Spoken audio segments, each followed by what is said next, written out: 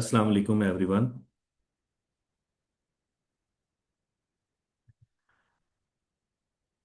I hope आप लोग सारे ठीक होंगे और thank you very much for joining us.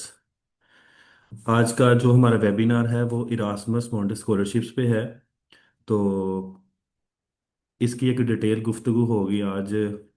और हमने इस गुफ्तगू के लिए जो इनवाइट किया है वो हमारे साथ स्पीकर हैं मोहम्मद अहमद हशमत और दूसरी हैं जरनाब Arooj. So before starting the webinar मैं कुछ बातें बता देता हूँ। इरास्मुस मोंटेस स्कॉलरशिप के बारे में तो हमारे स्पीकर वाज़े तौर पे बहुत डिटेल से बताएंगे, लेकिन मैं स्पीकर्स के बारे में बता देता हूँ। मोहम्मद अहमद हशमत जो हैं वो पाकिस्तान से बिलोंग करते हैं। उन्होंने अपना बैचलर कॉमसेट यूनिवर्सिटी बिहाड़ी से किया और उनका सेशन जो था वो 2018 से 22 था। So thank you very much Mohammad Ahmad Hashmat हमें ज्वाइन करने के लिए। और इस वक्त वो मास्टर स्टूडेंट है यूनिवर्सिटी ऑफ लोकेला इटली में। So congratulation. और आप मेरे ख्याल में अभी 2-3 महीने पहले आए होंगे मेरे ख्याल में। सो thank you very much for joining us. And दूसरे स्पीकर हमारे साथ हैं जरनाब अरूज, जिन्होंने अपना बैचलर जीसी यूनिवर्सिटी फैसलाबाद से किया और उनका जो सेशन था वो 2020 से लेकर 24 था। जरनाब अरूज इस वक्त मास्टर डिग्री कर रही हैं यूनिवर्सिटी ऑफ लोकेला से। So congratulation जरनाब and thank you very much for joining us. और जैसे कि हम मैथ मीडिया पे बहुत सारे वेबिनार करते हैं और उनका मकसद यही होता है कि फ्री ऑफ कॉस्ट लोगों को इन्फॉर्मेशन दी जाए स्कॉलरशिप्स की। आप हमारे अगर चैनल को भी विज़िट करें तो हमने वहाँ पर हर कंट्री के लोगों से लाइक कांटेक्ट करके उन पे स्पेशल गुफ्तगू रखी हुई है, जैसे कि France scholarship, Australia, USA, everything. So आप वहाँ से विज़िट कर सकते हैं। तो जनाब रूज का दूसरा बता दूं कि इन्होंने फ्रांस का भी स्कॉलरशिप जो था वो विन किया था, लेकिन इन्होंने यहाँ यूनिवर्सिटी ऑफ लोकेला को ज्वाइन किया। Thank you very much for both of you, जनाब Arooj and Mohammad Ahmad Hashmat. And last पे मैं थैंक्स करता हूँ मैथमेटिक्स मीडिया, जिसमें मैं हूँ, मोहम्मद ज़ीशान अशरफ है, ईशा है और समर है। तो आप सब लोगों का भी बहुत शुक्रिया। हम सब ने इसको अरेंज किया ताकि लोगों तक फ्री ऑफ कॉस्ट रहनुमाई पहुँचे।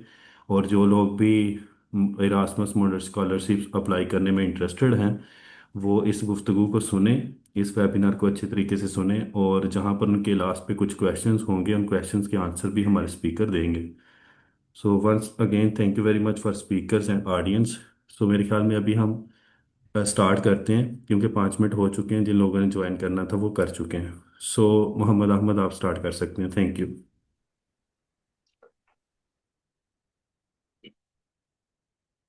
अस्सलाम वालेकुम। बहुत शुक्रिया जवाद भाई कि आपने मुझे ये मौका दिया। और मैथमेटिक्स मीडिया का सबसे पहले तो बहुत शुक्रिया कि उन्होंने ये प्लेटफॉर्म फ्राहम किया। और आप सबको वेलकम इस वेबिनार में। तो इस वेबिनार का बाकायदा आगाज़ करते हैं। और सबसे पहले तो मैं आप सबको बताना चाहूँगा कि कभी हम भी आप लोगों की जगह पे ही थे और मैथमेटिक्स मीडिया के वेबिनार्स ही अटेंड किया करते थे, जिनकी गाइडेंस से हमने इस स्कॉलरशिप्स पे अप्लाई किया है। तो सबसे बड़ी मोटिवेशन या आप लोगों के लिए यही है कि अगर हम लोग इन वेबिनार्स के थ्रू इन स्कॉलरशिप्स पे अप्लाई करके यहाँ आ सकते हैं तो आप सब भी आ सकते हैं। तो मैं अपनी प्रेजेंटेशन का बकायदा आगाज करता हूँ। आप सबको स्क्रीन विजिबल है? नहीं, अभी नहीं हुई स्क्रीन शेयर ना आपकी।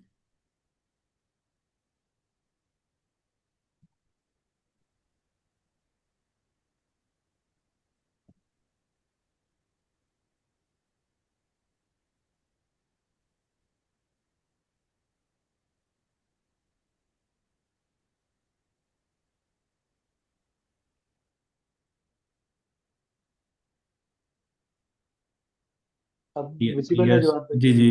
जी जी।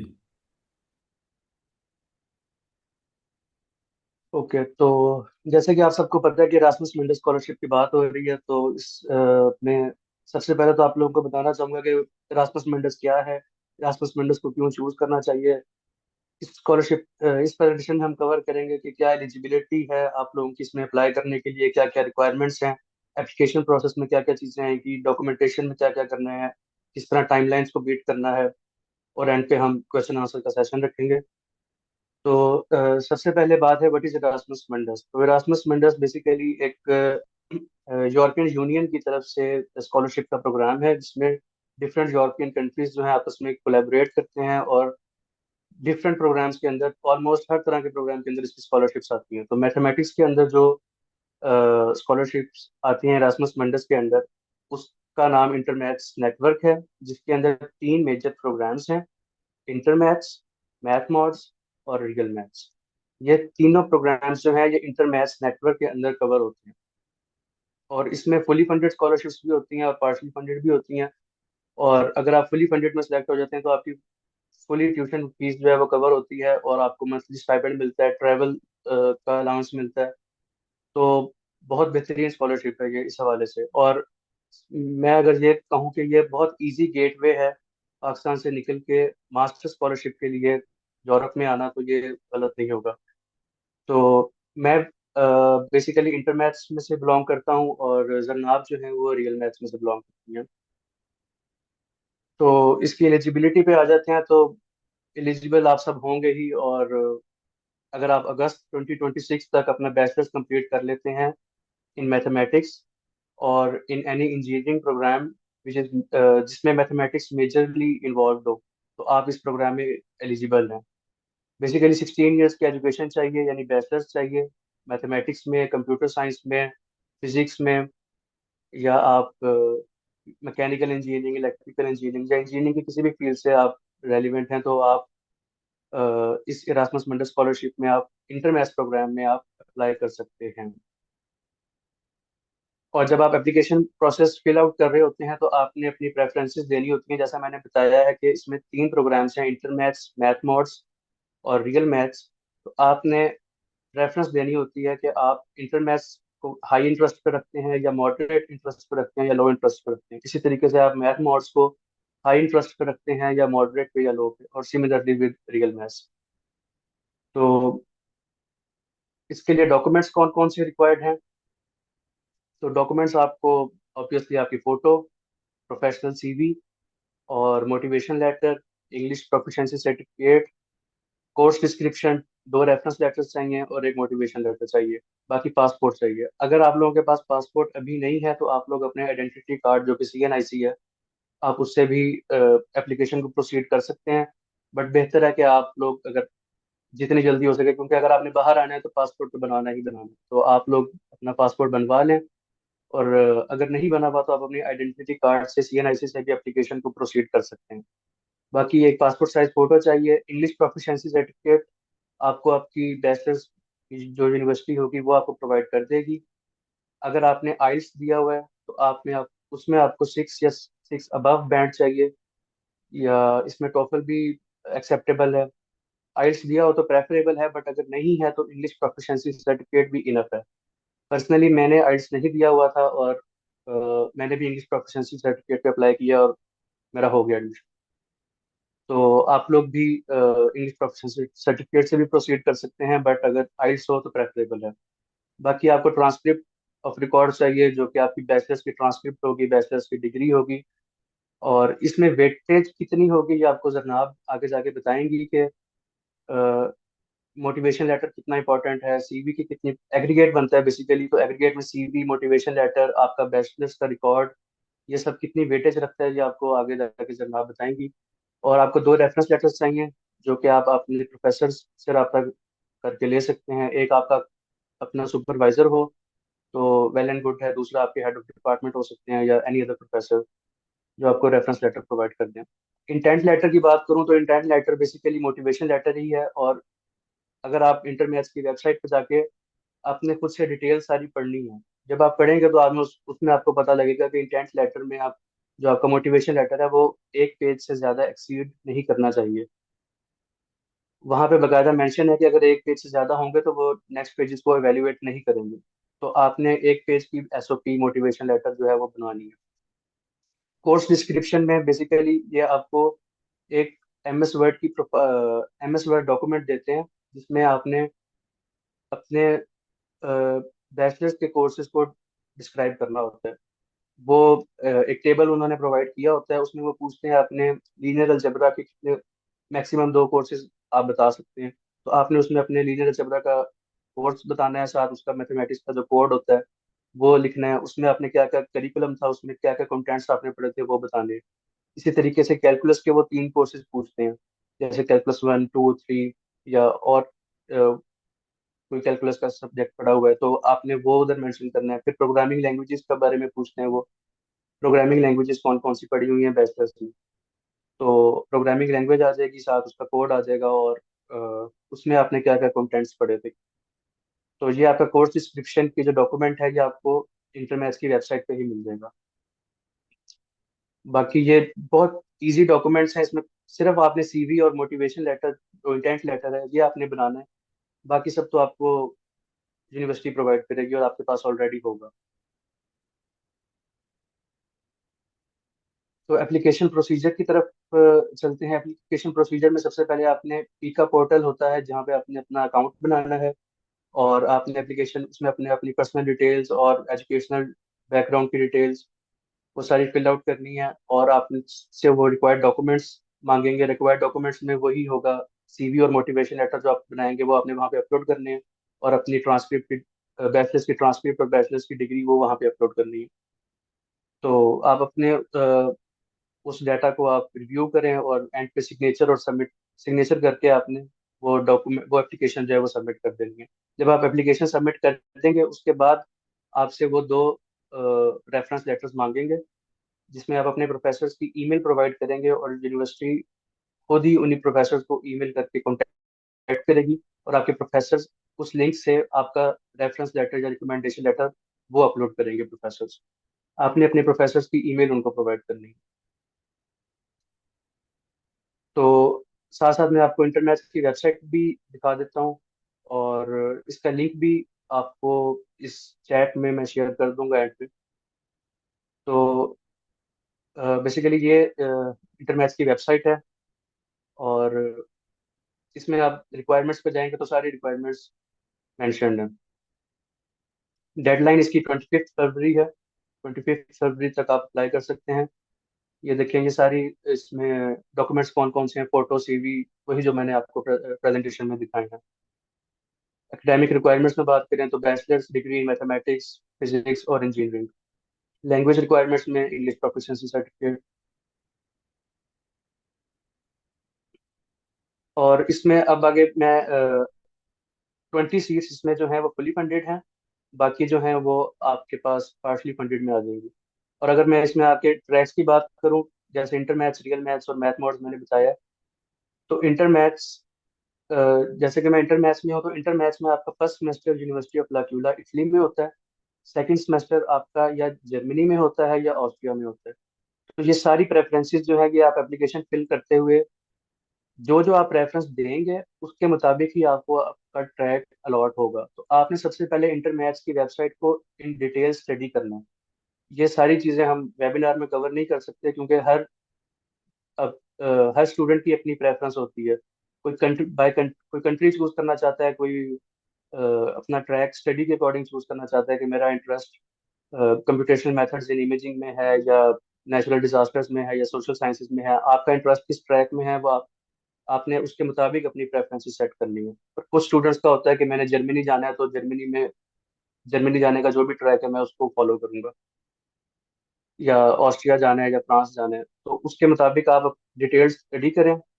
तीनों प्रोग्राम्स को इंटर मैथ्स के ट्रैक्स देखें, जैसे फर्स्ट सेमेस्टर तीनों ट्रैक्स में लाक्यूला में ही होगा। सेकंड सेमेस्टर में इंटर मैथ्स वाले या जर्मनी जाएंगे या ऑस्ट्रिया जाएंगे, वो आपने जो प्रेफरेंस दी होगी उसके मुताबिक मिलेगा। देन जर्मनी से आगे जो थर्ड और फोर्थ सेमेस्टर है वो या आपका फ्रांस होगा, या जर्मनी में ही होगा, या वापस इटली में होगा।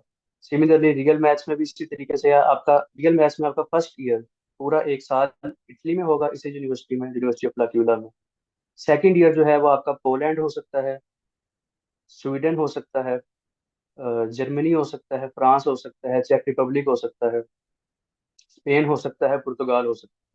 तो ये आप जो अपनी प्रेफरेंस देंगे उससे आपको वही आपको अलॉट होगा। सिमिलरली मैथ मोड्स में है, मैथ मोड्स में आपका फर्स्ट सेमेस्टर लाक्यूला में होगा, इटली में, और सेकंड सेमेस्टर आपका जर्मनी में होगा, हैम्बर्ग सिटी में। और आगे थर्ड सेमेस्टर में मजीद ट्रैक्स हैं, या आपका जर्मनी में ही हैनोवर होगा, या आप फ्रांस जाएंगे, नीश सिटी में, या आप वापस लाक्यूला इटली आएंगे। तो ये आपने डिटेल में तीनों प्रोग्राम्स को, तीनों को स्टडी करना है। और अपनी प्रेफरेंस के मुताबिक एप्लीकेशन फिल करते हुए आपने उसमें अपने इंटरेस्ट मेंशन कर देने हैं कि मेरी फर्स्ट प्रेफरेंस में जर्मनी है, सेकंड में फ्रांस है, थर्ड में इटली है, इस तरह। तो जो आपकी फर्स्ट या सेकंड प्रेफरेंस होगी वो आपको अलॉट हो जाएगी। तो लेकिन ये बात की बातें हैं, सबसे पहले तो आपने अप्लाई करना है। तो अब आपका एडमिशन हो जाएगा तो फिर आगे ट्रैक्स पे आएंगे, ट्रैक्स आपको अलॉट होने। लेकिन आपको ट्रैक्स अलॉट उसी बेस पे होने हैं जो आपने एप्लीकेशन फिल करते हुए प्रेफरेंसेस दी थी। इसलिए एप्लीकेशन फिल करते हुए प्रेफरेंसेस आप अच्छे से स्टडी करके दें, अपने इंटरेस्ट के मुताबिक दें। और बस ये चीज़ है। आप इसके बाद आपकी जो टाइमलाइन की मैं बात करूँ तो 25 फरवरी तक आप अप्लाई कर सकते हैं। और आपकी जो रिकमेंडेशन लेटर जो प्रोफेसर ने अपलोड करने हैं, उसकी डेडलाइन जो है वो 11 मार्च है। और 30 अप्रैल 2026 तक आपकी सिलेक्शन लिस्ट अनाउंस हो जाएगी कि आपको आपका एडमिशन हुआ है या नहीं हुआ। So that is all from my side. Now I will request जनाब टू कंटिन्यू फर्दर, और एंड पे फिर हम क्वेश्चन आंसर सेशन रखते हैं।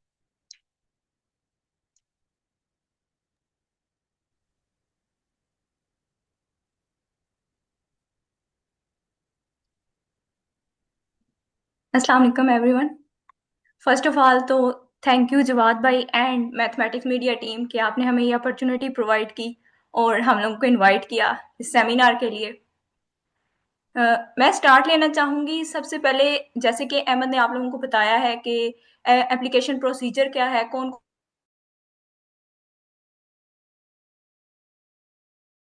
मोटिवेशनल लेटर से।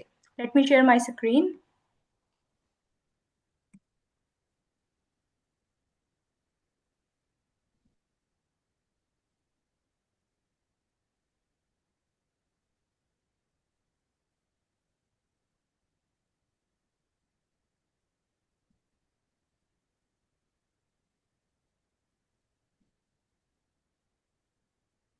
फर्स्ट ऑफ ऑल हम लोग बात करते हैं मोटिवेशनल लेटर की।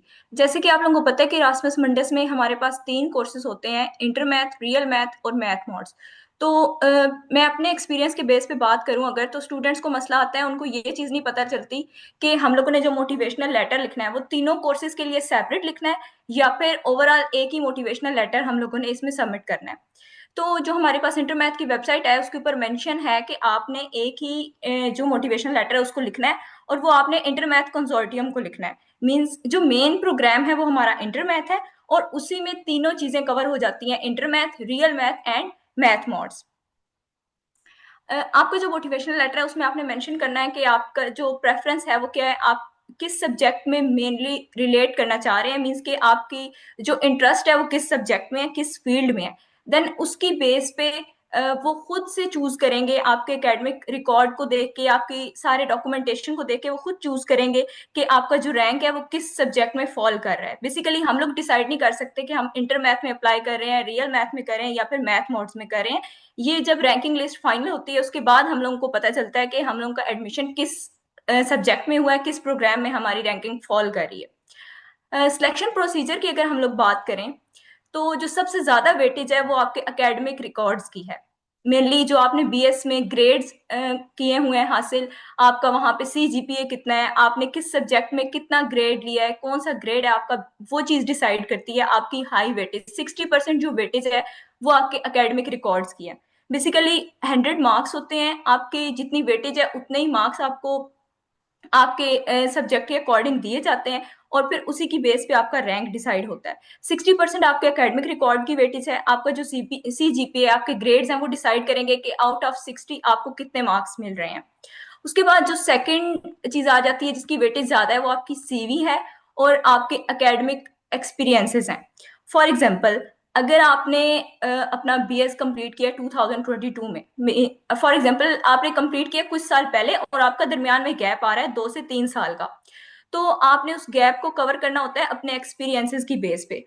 मीन्स कि आपने उनको ये चीज क्लियर करनी है कि आपने अगर वो 3 से 4 साल का गैप लिया है तो आपने उन 3-4 सालों में किस तरीके से अपने टाइम को मैथमेटिक्स के हवाले से यूटिलाइज किया है। मीन्स आपने ऐसी कौन सी अचीवमेंट्स की हैं जिसकी बेस पे आप अब दोबारा से बीएस में गैप गैप लेने के बाद आप अपने मास्टर्स को कंटिन्यू करना चाह रहे हैं, जितना ज्यादा आप उनको रेफरेंस देके बताएंगे, जितना ज्यादा आप उनको ये चीज बताएंगे कि आप किस तरह से इस चीज से रिलेट कर रहे हैं, मीन्स आपने बीएस किया, बीएस के बाद आपने 2 से 3 साल कोई जॉब की मैथमेटिक्स से रिलेटेड, या फिर आपने 2 से 3 साल में कुछ ऐसे प्रोजेक्ट्स किए, कुछ ऐसा रिसर्च वर्क किया जिसने आपको मोटिवेट किया कि आप दोबारा से एक इंटरनेशनल लेवल के प्रोग्राम को ज्वाइन करें और उसमें जाके मास्टर्स करें, जिसका आपको इन फ्यूचर कोई ना कोई फायदा होगा। मीन्स के इस सब्जेक्ट में मेन चीज क्या है कि आपने अपने डॉक्यूमेंटेशन में शो करना होता है कि आपका रिलेशन किस तरह से बन रहा है, आपकी बीएस डिग्री का, आपके एक्सपीरियंसेस का, और इस सब्जेक्ट का जिसमें आप मास्टर्स करना चाह रहे हैं, इन तीनों चीजों का आपस में रिलेशन क्या बन रहा है, आपने सीवी में मेनली मेंशन करना है। अगर तो आप फ्रेश ग्रेजुएट हैं, देन आपने अगर कोई इंटर्नशिप की है, आपने अपने बीएस में जो थीसिस किया है, जो लास्ट सेमेस्टर में आपने प्रोजेक्ट किया है, आप उसको आपके एक्सपीरियंस के तौर पे मेंशन कर सकते हैं। बट अगर आपका 3 से 4 साल का गैप है, तो फिर आपको उस चीज को अपने एक्सपीरियंस के साथ और अपने रिसर्च वर्क के साथ, यानी जो भी काम आपने उन 3 से 4 सालों में मैथमेटिक्स के हवाले से किया है, आपको वो मेंशन करना होगा अपनी सीवी में। देन जो थर्ड चीज है जिसकी वेटेज है 10%, वो है हमारा मोटिवेशनल लेटर। मोटिवेशनल लेटर को लेटर ऑफ इंटेंट भी कहते हैं, जो इंटरमैथ की वेबसाइट है उसके ऊपर मेंशन है लेटर ऑफ इंटेंट, तो आपने उस चीज को कंफ्यूज नहीं करना, बेसिकली वो मोटिवेशनल लेटर की ही बात कर रहे हैं। मोटिवेशनल लेटर को कई जगहों पे आप लोग देखेंगे उसको स्टेटमेंट ऑफ पर्पस भी कहते हैं। तो ये चीजें पहले काफी दफा एक्सप्लेन हो चुकी हैं कि मोटिवेशनल लेटर क्या होता है और किस तरह से लिखना है। मेन चीज ये है कि आपने देखना है कि किस सब्जेक्ट की किस चीज की कितनी वेटेज है, और आपने इसमें ये देखना है कि आपने मोटिवेशनल लेटर को ओवरऑल 3 प्रोग्राम्स के लिए लिखना है। मीन्स अगर आप किसी और सब्जेक्ट में अप्लाई कर रहे हैं, किसी और मास्टर्स में अप्लाई कर रहे हैं, तो आपके पास सिंगल प्रोग्राम होता है और आपने अपने मोटिवेशनल लेटर को सिंगल प्रोग्राम के हवाले से रिलेट करना होता है। लेकिन इसमें जो आपने अपना मोटिवेशनल लेटर लिखना है, वो आपने ओवरऑल इरास्मस मुंडे कंसोर्टियम को लिखना है, और वो डिसाइड करेंगे कि आप तीनों प्रोग्राम में से किस कैटेगरी में फॉल कर रहे हैं। उसके बाद हम लोग बात करते हैं इंग्लिश प्रोफिशिएंसी की। तो इरास्मस मुंडस में जो सबसे मेन और जो सबसे हमें एडवांटेज है इसका, वो ये है कि इसमें ना तो आपको आइल्स चाहिए, ना आपको टोफल चाहिए, कोई भी इस तरह का जो टेस्ट है वो आपको रिक्वायर्ड नहीं है, आपको जस्ट आपका इंग्लिश प्रोफिशिएंसी चाहिए। मीन्स के इस दफा भी पाकिस्तान से हम लोग जितने लोग सिलेक्ट हुए हैं, आई डोंट थिंक सो कि 3 से 4 लोगों से ज्यादा किसी ने भी आइल्स किया होगा। हम सब ने इंग्लिश प्रोफिशिएंसी की बेस पे अप्लाई किया और हम सब का एडमिशन हुआ है अल्हम्दुलिल्लाह। तो ये टेंशन तो आपकी खत्म हो जाती है कि आपने आइल्स करना है, उसका स्कोर आपको चाहिए। क्योंकि अब जैसे जैसे टाइम गुजर है, हर सब्जेक्ट में ही, हर मास्टर्स में, हर जगह पे आइल्स कंपलसरी हो रहा है। लेकिन इरास्मस मंडिस का सबसे ज्यादा जो एज है वो यही है कि इसमें हम लोगों को आइल्स रिक्वायर्ड नहीं होता। उसके बाद आ जाता है बात रिकमेंडेशन लेटर्स की। तो रिकमेंडेशन लेटर्स के बारे में आप लोगों को पता है कि आपके जो टीचर्स होते हैं बीएस में, आपके जो प्रोफेसर्स हैं, वो आपको रिकमेंड करते हैं, वो आपके बारे में लिखते हैं। इसमें आपको 2 रिकमेंडेशन लेटर्स रिक्वायर्ड हैं, लेकिन उसकी मेन चीज ये है कि आप ऐसे नहीं कर सकते कि आप अपनी ईमेल प्रोवाइड कर दें और आप खुद से उसके ऊपर अपना रिकमेंडेशन लेटर अपलोड कर दें। आपने जब एप्लीकेशन फिल करनी है, तो जब आप अपनी एप्लीकेशन को कंप्लीट कर लेंगे, उसके लास्ट से पूछेगा कि आप किसका रेफरेंस देना चाहते हैं, आपके जो रिकमेंडेड टीचर्स हैं वो कौन से हैं। आपको प्रॉपर अपने टीचर्स की डिटेल देनी होगी, मीन्स कि उनकी ऑफिशियल ईमेल, उनका ऑफिशियल नेम, और उनका कॉन्टैक्ट नंबर भी आई थिंक चाहिए या नहीं चाहिए, ये मुझे कंफर्म नहीं है, बट उनकी ऑफिशियल मेल आपने प्रोवाइड करनी होगी। उसके बाद आपके टीचर को वो मेल जाएगी इरास्मस मंडस की तरफ से, आपके टीचर के मेल पे वो ईमेल जाएगी और वो आपका रेफरेंस लेटर अपलोड करेंगे। और इसमें एक एडवांटेज ये भी है कि जो एप्लीकेशन फिल करने की लास्ट डेट है वो 25 फेब है, बट वो आपको थोड़ा सा टाइमलाइन देते हैं रेफरेंस लेटर्स के लिए। उसकी जो टाइमलाइन है वो 11 मार्च है। मीन्स कि आपके जो रेफरीज हैं वो 11 मार्च से पहले पहले रिकमेंडेशन लेटर्स अपलोड कर सकते हैं, बट जो आपने एप्लीकेशन फिल करनी है वो आपने 25 फेब से पहले पहले फिल करनी है। और इसमें एक और मैं मजे की बात करूं तो वो ये है कि जो बाकी हमारे पास सारे स्कॉलरशिप्स होते हैं, ये जितने भी मास्टर्स प्रोग्राम है, क्योंकि ये बात मैं अपने एक्सपीरियंस के बेस पे कर रही हूँ, मैंने 37 प्रोग्राम्स में अप्लाई किया था और जिनमें 2 स्कॉलरशिप्स मुझे मिले थे और दोनों फुली फंडेड थे। तो मैं ये कहना चाहूंगी कि बाकी जितने प्रोग्राम्स होते हैं उनमें ये चीज होती है कि आपने first come first serve basis पे होता है। मीन्स आप जितना जल्दी अप्लाई करोगे ना, उतना जल्दी आपके चांसेस होंगे कि आपकी सिलेक्शन हो जाएगी, और जितना आप लेट जाके लास्ट पे जाके अप्लाई करोगे, 20 से 25 20 से 25 सीट्स होती हैं और वो कवर हो जाती हैं, और इवन के अभी टाइमलाइन होती है उसकी, अभी डेट क्लोज नहीं हुई होती और उससे पहले ही सीट्स फिल हो जाती हैं और आपको वो उसमें एडमिशन नहीं मिलता। लेकिन इरासमुस मंडस की सबसे मेन बात ये है कि इसमें जो आपकी एवेलुएशन है ना, वो आपकी डेडलाइन के बाद स्टार्ट होती है। मींस के ये प्रोग्राम ओपन हुआ है 7 नवंबर से।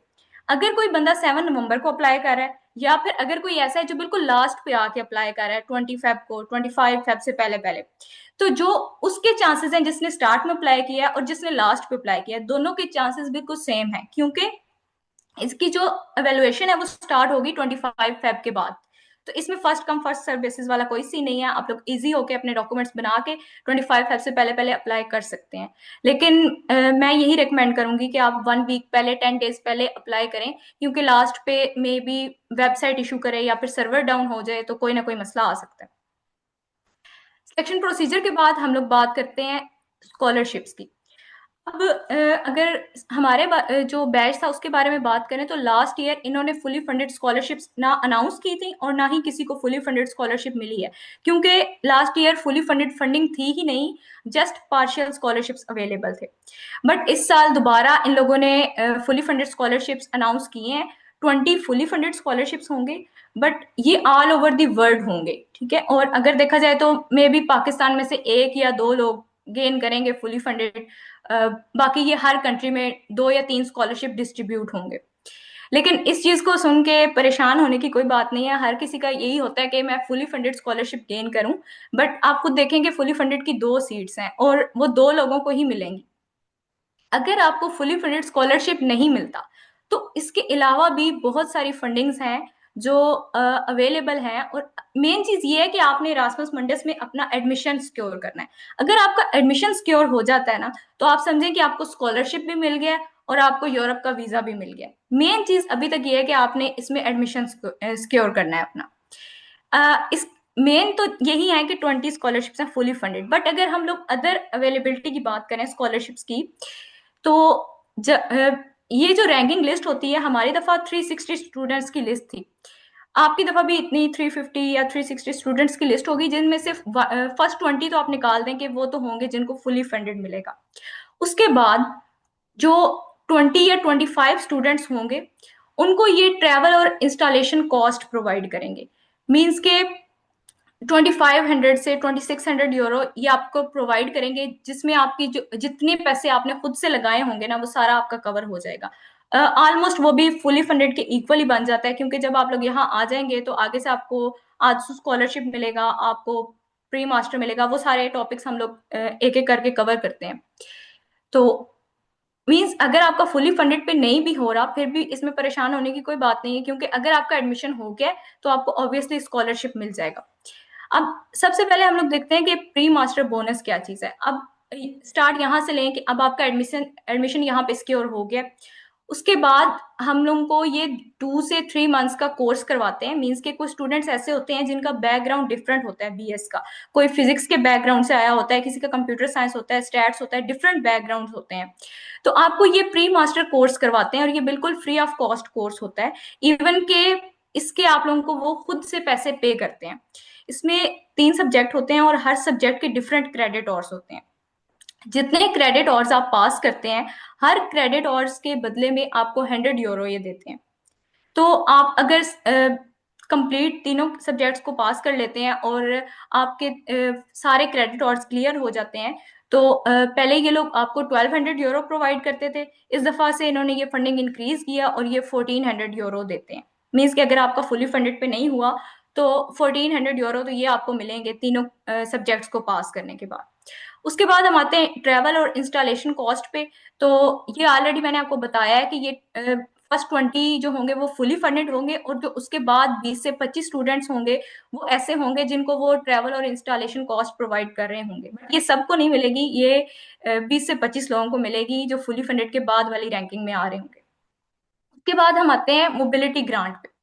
अच्छा, मोबिलिटी का मतलब क्या है कि जब आपने, जैसे आपको पता है कि जो इरास्मस मंडस है ये मिनिमम 2 कंट्रीज पे कंसिस्ट है, यानी कि आपने जो अपनी मास्टर्स की स्टडी है वो मिनिमम 2 कंट्रीज में करनी है और मैक्सिमम 3 से 4 कंट्रीज में आप लोग कर सकते हैं। ये डिपेंड करता है आपके प्रोग्राम पे। जैसे अगर इंटर मैथ वालों की बात की जाए तो उनका जो फर्स्ट सेमेस्टर है वो इधर ही होगा, लाक्विला में। उसके बाद वो लोग जर्मनी जाएंगे या फ्रांस जाएंगे, और फिर उसके बाद डिसाइड होगा कि उनका जो थर्ड और फोर्थ सेमेस्टर है वो उसी कंट्री में है, चेंज है, या फिर वापस उन्होंने लाक्विला आना है। लेकिन क्योंकि मेरा जो सब्जेक्ट है वो रियल मैथ्स है, तो अगर हम लोग रियल मैथ्स की बात करें तो रियल मैथ्स में आपको पहले दोनों सेमेस्टर्स कंपलसरी है कि वो आपने लाक्विला में ही स्टडी करनी है, यूनिवर्सिटी ऑफ लाक्विला इटली में। उसके बाद जो आपका थर्ड और फोर्थ सेमेस्टर होगा वो किसी भी कंट्री में हो सकता है। मीन्स के पोलैंड 7 कंट्रीज हैं जिनकी हमारी यूनिवर्सिटी के साथ पार्टनरशिप है, और आपका जो सेकेंड ईयर होगा वो उनमें से किसी एक कंट्री में होगा। मीन्स के पोलैंड में हो सकता है आपका, स्विट्जरलैंड में हो सकता है, जर्मनी में, फ्रांस में, डिफरेंट कंट्रीज है जहां पे आप वो कवर कर सकते हैं। अब जब आप किसी और कंट्री में स्टडी के लिए जाते हैं यहाँ से यूनिवर्सिटी ऑफ लाक्विला से, तो आपको एक ग्रांट मिलती है यूनिवर्सिटी की तरफ से, उसको बोलते हैं मोबिलिटी ग्रांट। ठीक है। वो मोबिलिटी ग्रांट क्यों मिलती है? ताकि आप जब किसी और कंट्री में मूव करते हैं तो ऑब्वियसली आपके जो एक्सपेंसेस हैं वो थोड़े से ज्यादा होते हैं यहाँ से, तो आपको मोबिलिटी ग्रांट मिलेगी। ये सिर्फ आपको तब मिलेगी जब आप किसी दूसरी कंट्री में जाएंगे, और ये मिनिमम 300 यूरोज है और मैक्सिमम 400-500 यूरोज है, डिपेंड करता है आपका प्रोग्राम कौन सा है, इंटर मैथ है, रियल मैथ है, या मैथ मोड्स है। और पर मंथ ही आपको मिलती है, उतने टाइम के लिए मिलती है जितने टाइम आप दूसरी कंट्री में स्टे करते हैं, आपका सेमेस्टर किसी दूसरी कंट्री में होता है। उसके बाद हम लोग आते हैं रीजनल स्कॉलरशिप पे। जैसे अगर आप लोगों ने इटली के बारे में, इसके रीजनल स्कॉलरशिप्स के बारे में रिसर्च की है तो आपको पता होगा कि इटली में डिफरेंट रीजन्स हैं और हर रीजन का एक डिफरेंट नेम है, और उस नेम की बेस पे वहां पे रीजनल स्कॉलरशिप अवेलेबल होता है। अब जो हमारा यहाँ पे रीजन है वो आजसू है। मीन्स कि हमें जो स्कॉलरशिप मिलता है वो आजसू स्कॉलरशिप मिलता है। ये स्कॉलरशिप तब मिलता है अगर आपका फुली फंडेड इरास्मस मंडस में नहीं होता, तो फिर जो आपके पास सेकेंड ऑप्शन होता है वो ये होता है कि आप रीजनल स्कॉलरशिप गेन कर लें। और रीजनल स्कॉलरशिप सबको मिलता है, इसमें कोई टेंशन की बात नहीं है कि आप आएंगे नहीं मिलेगा या कुछ इस तरह का होगा। अगर आपका एडमिशन हो गया है और आप अपने डॉक्यूमेंट्स कंप्लीट करके इसमें अप्लाई कर लेते हैं तो ऑब्वियसली आपको रीजनल स्कॉलरशिप मिलेगा। Regional scholarship more than enough होता है। अगर आप यहाँ पे आ जाते हैं और आपको रीजनल स्कॉलरशिप मिल रहा है तो आप इजीली अपना यहाँ पे स्टडी को कंटिन्यू कर सकते हैं। उसके बाद जो मेसी स्कॉलरशिप है, जो रीजनल स्कॉलरशिप है ये नीड बेस्ड स्कॉलरशिप है। मीन्स कि ये सबको मिल जाता है, इसमें आपके एकेडमिक रिक्वायरमेंट्स में या मेरिट्स की बेस पे इसको नहीं ये चूज करते, ये सबको मिलता है। लेकिन जो मेसी स्कॉलरशिप है अगर इसकी बात की जाए तो ये मेरिट बेस्ड स्कॉलरशिप है। इसमें आप अप्लाई करते हो, देन वो आपका मेरिट बनता है, और उसकी मेरिट की बेस पे इसमें 2 या 3 लोगों की सिलेक्शन होती है। अदरवाइज ये बहुत कम्पिटिटिव है, बट जो रीजनल स्कॉलरशिप है वो हर किसी को मिल जाता है। और मैसेज स्कॉलरशिप का ये भी है कि जो इसकी जो टाइमलाइन होती है वो जब आपको एडमिशन लेटर मिलता है तो उसके आसपास की होती है। तो ये डिपेंड करता है आपकी लक पे। क्यों, जैसे कि हमारी दफा अभी हम लोगों को एडमिशन लेटर नहीं मिला था और मैसेज स्कॉलरशिप की टाइमलाइन एंड हो गई थी, तो हम लोगों ने इसमें अप्लाई नहीं किया था। बट अगर इनकी टाइमलाइन थोड़ी सी ज्यादा हो मेसी की भी, और आपका एडमिशन लेटर पहले मिल जाए, आपके डॉक्यूमेंट्स कंप्लीट हो, देन आप मैसेज स्कॉलरशिप में भी अप्लाई कर सकते हैं। ये होगी फंडिंग की बात। और स्कॉलरशिप्स की बात कि अगर आपका फुली फंडेड में नहीं भी होता, पार्शली में भी हो जाता है, तो आप इजीली यहाँ पे आके मैनेज कर सकते हैं। उसके बाद हम लोग बात करते हैं कि अगर आपका एडमिशन हो गया है तो आपने वीजा प्रोसीजर को किस तरह से कंटिन्यू करना है। अब इटली की अपॉइंटमेंट्स के मसले चल रहे हैं, इटली का वीजा नहीं मिलता, अपॉइंटमेंट नहीं मिलती, तो ऑब्वियसली हर किसी के जहन में ये बात होती है, और लोग ये बात सोच के अप्लाई भी नहीं करते कि इधर नहीं मिलनी अपॉइंटमेंट, तो टाइम वेस्ट नहीं करते। तो इरास्मस मंडस का जो एडवांटेज है वो ये है कि अगर आपका इसमें एडमिशन सिक्योर हो गया तो 100% गारंटी है ये इस चीज की कि आपको वीजा मिलेगा। आपका जो अपॉइंटमेंट है, अगर आपका इरास्मस मंडस में एडमिशन हो जाता है, जो यूनिवर्सिटी ऑफ लाक्विला है वो फुली आपको हेल्प करते हैं अपॉइंटमेंट सिक्योर करने में। ऑब्वियसली आपने अपने डॉक्यूमेंट्स तो खुद ही कंप्लीट करने हैं, जो एम्बेसी की रिक्वायरमेंट्स होती है, जो उसका वो पूरी एक चेकलिस्ट होती है, वो तो आपने खुद ही कंप्लीट करनी है। बट यूनिवर्सिटी की तरफ से आपको अपॉइंटमेंट लेने में फुली सपोर्ट होती है कि आपको अपॉइंटमेंट मिल जाए, चाहे वो जल्दी मिल जाए, थोड़े टाइम के बाद मिले, बट अपॉइंटमेंट आपको मिल जाती है। देन आपने अपने डॉक्यूमेंट्स को सबमिट करवाना होता है और आपका वीजा आ जाता है। वीजा का कोई इशू नहीं होता इस चीज में। अच्छा, हमारी दफा क्या था कि मुझे ये नहीं पता था कि अगर आपको स्कॉलरशिप मिल जाता है तो आप अपॉइंटमेंट खुद से भी सिक्योर कर सकते हैं एम्बेसी को मेल करके। और जो मेरे कोलीग हैं अहमद, उन्होंने इसी तरह से अपॉइंटमेंट सिक्योर की थी। तो अहमद, आप अपना एक्सपीरियंस शेयर कर दें, क्योंकि हमारी दफ़ा भी ये चीज़ें काफ़ी लोगों को नहीं पता थी, तो हमारी अपॉइंटमेंट्स लेट हुई थी। अगर पता होती तो हम लोग भी इस चीज़ को कर लेते। तो मैं ये चाह रही हूँ कि आप अपना एक्सपीरियंस इस हवाले से थोड़ा सा शेयर करें।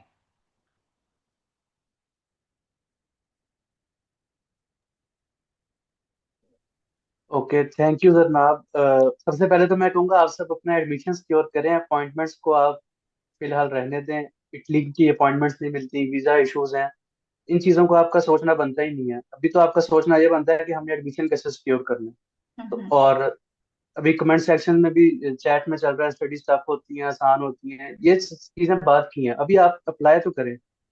और आपकी सीजीपीए भी मैटर, ऑब्वियसली सीजीपीए मैटर करती है, 60% सीजीपीए काउंट होगी। बट कोई रिस्ट्रिक्शन नहीं है कि जिसकी 2.5 है वो अप्लाई नहीं कर सकता। हमारा एक फेलो है जिसकी 2.5 सीजीपीए है, 2.5। पाकिस्तान में कोई पूछता भी नहीं है 2.5 सीजीपीए को, और वो इरास्मस मंडस गेन करके यहाँ आया हुआ।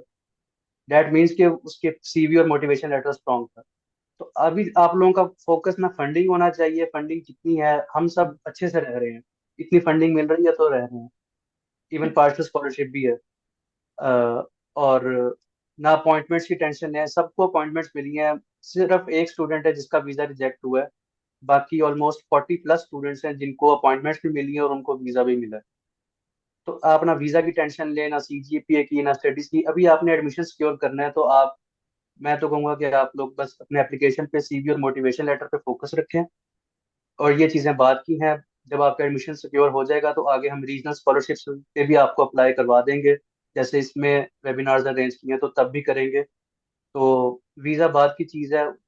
और वो अगर आप ने खुद अपॉइंटमेंट लेनी होती है बीएलएस के थ्रू, आपको नहीं मिलती है तो आप एम्बेसी को ईमेल कर सकते हैं कि मैं इरास्मस मेंडस का स्कॉलर हूँ, मुझे इटली की वीज़ा अपॉइंटमेंट चाहिए। तो एम्बेसी अगर आपको लकीली रिप्लाई कर दे तो आपको अपॉइंटमेंट मिल जाती है। अदरवाइज आपको अपॉइंटमेंट इधर से यूनिवर्सिटी भी हेल्प आउट करती है लेने में। लेकिन वीज़ा बात की बात है, आप लोग अभी एप्लीकेशन पे फोकस करें। असल में ये सारी चीजें कवर करने का हमारा मेन मकसद ये था कि कुछ लोग इस वजह से अप्लाई नहीं करते कि अगर फुली फंडेड पे नहीं होता तो वो आगे काफी सारे पैसे लग जाएंगे और वो किस तरह से उस चीज को कवर करेंगे। मीन्स के कॉस्ट की वजह से कई लोग अप्लाई नहीं करते इस चीज में। और कई लोग इस वजह से नहीं करते कि इटली का वीजा प्रोसीजर जो है वो टफ है, आपको अपॉइंटमेंट नहीं मिलेगी, वीजा नहीं मिलेगा। तो इन सारी चीजों की टेंशन के बगैर आप लोग इरासमस मंडस में अप्लाई करें। जस्ट मेन चीज क्या है कि आप इसमें अपना एडमिशन सिक्योर करें। अगर आपका एडमिशन सिक्योर हो गया तो ऑब्वियसली आपको वीजा भी मिलेगा, आपको स्कॉलरशिप भी मिलेगा, और आप यहाँ आ भी जाएंगे। लेकिन सबसे मेन चीज क्या है कि आप अपने जो डॉक्यूमेंट्स हैं उनको प्रिपेयर करें और अपने एडमिशन को इसमें सिक्योर करें। और अहमद ने बिल्कुल ठीक बात कही है कि अगर 60% जो अकेडमिक रिकॉर्ड है वो है भी, बट ये नहीं है कि अगर आपका सीजीपीए बहुत अच्छा है तो आप रिकमेंडेशन लेटर्स पे, मोटिवेशनल लेटर पे या फिर सीवी पे वर्किंग ना करें। आप सिर्फ ये चीज सोच के बैठ जाएं कि 4/4 मेरा सीजीपीए है तो ऑब्वियसली मेरा एडमिशन हो जाएगा।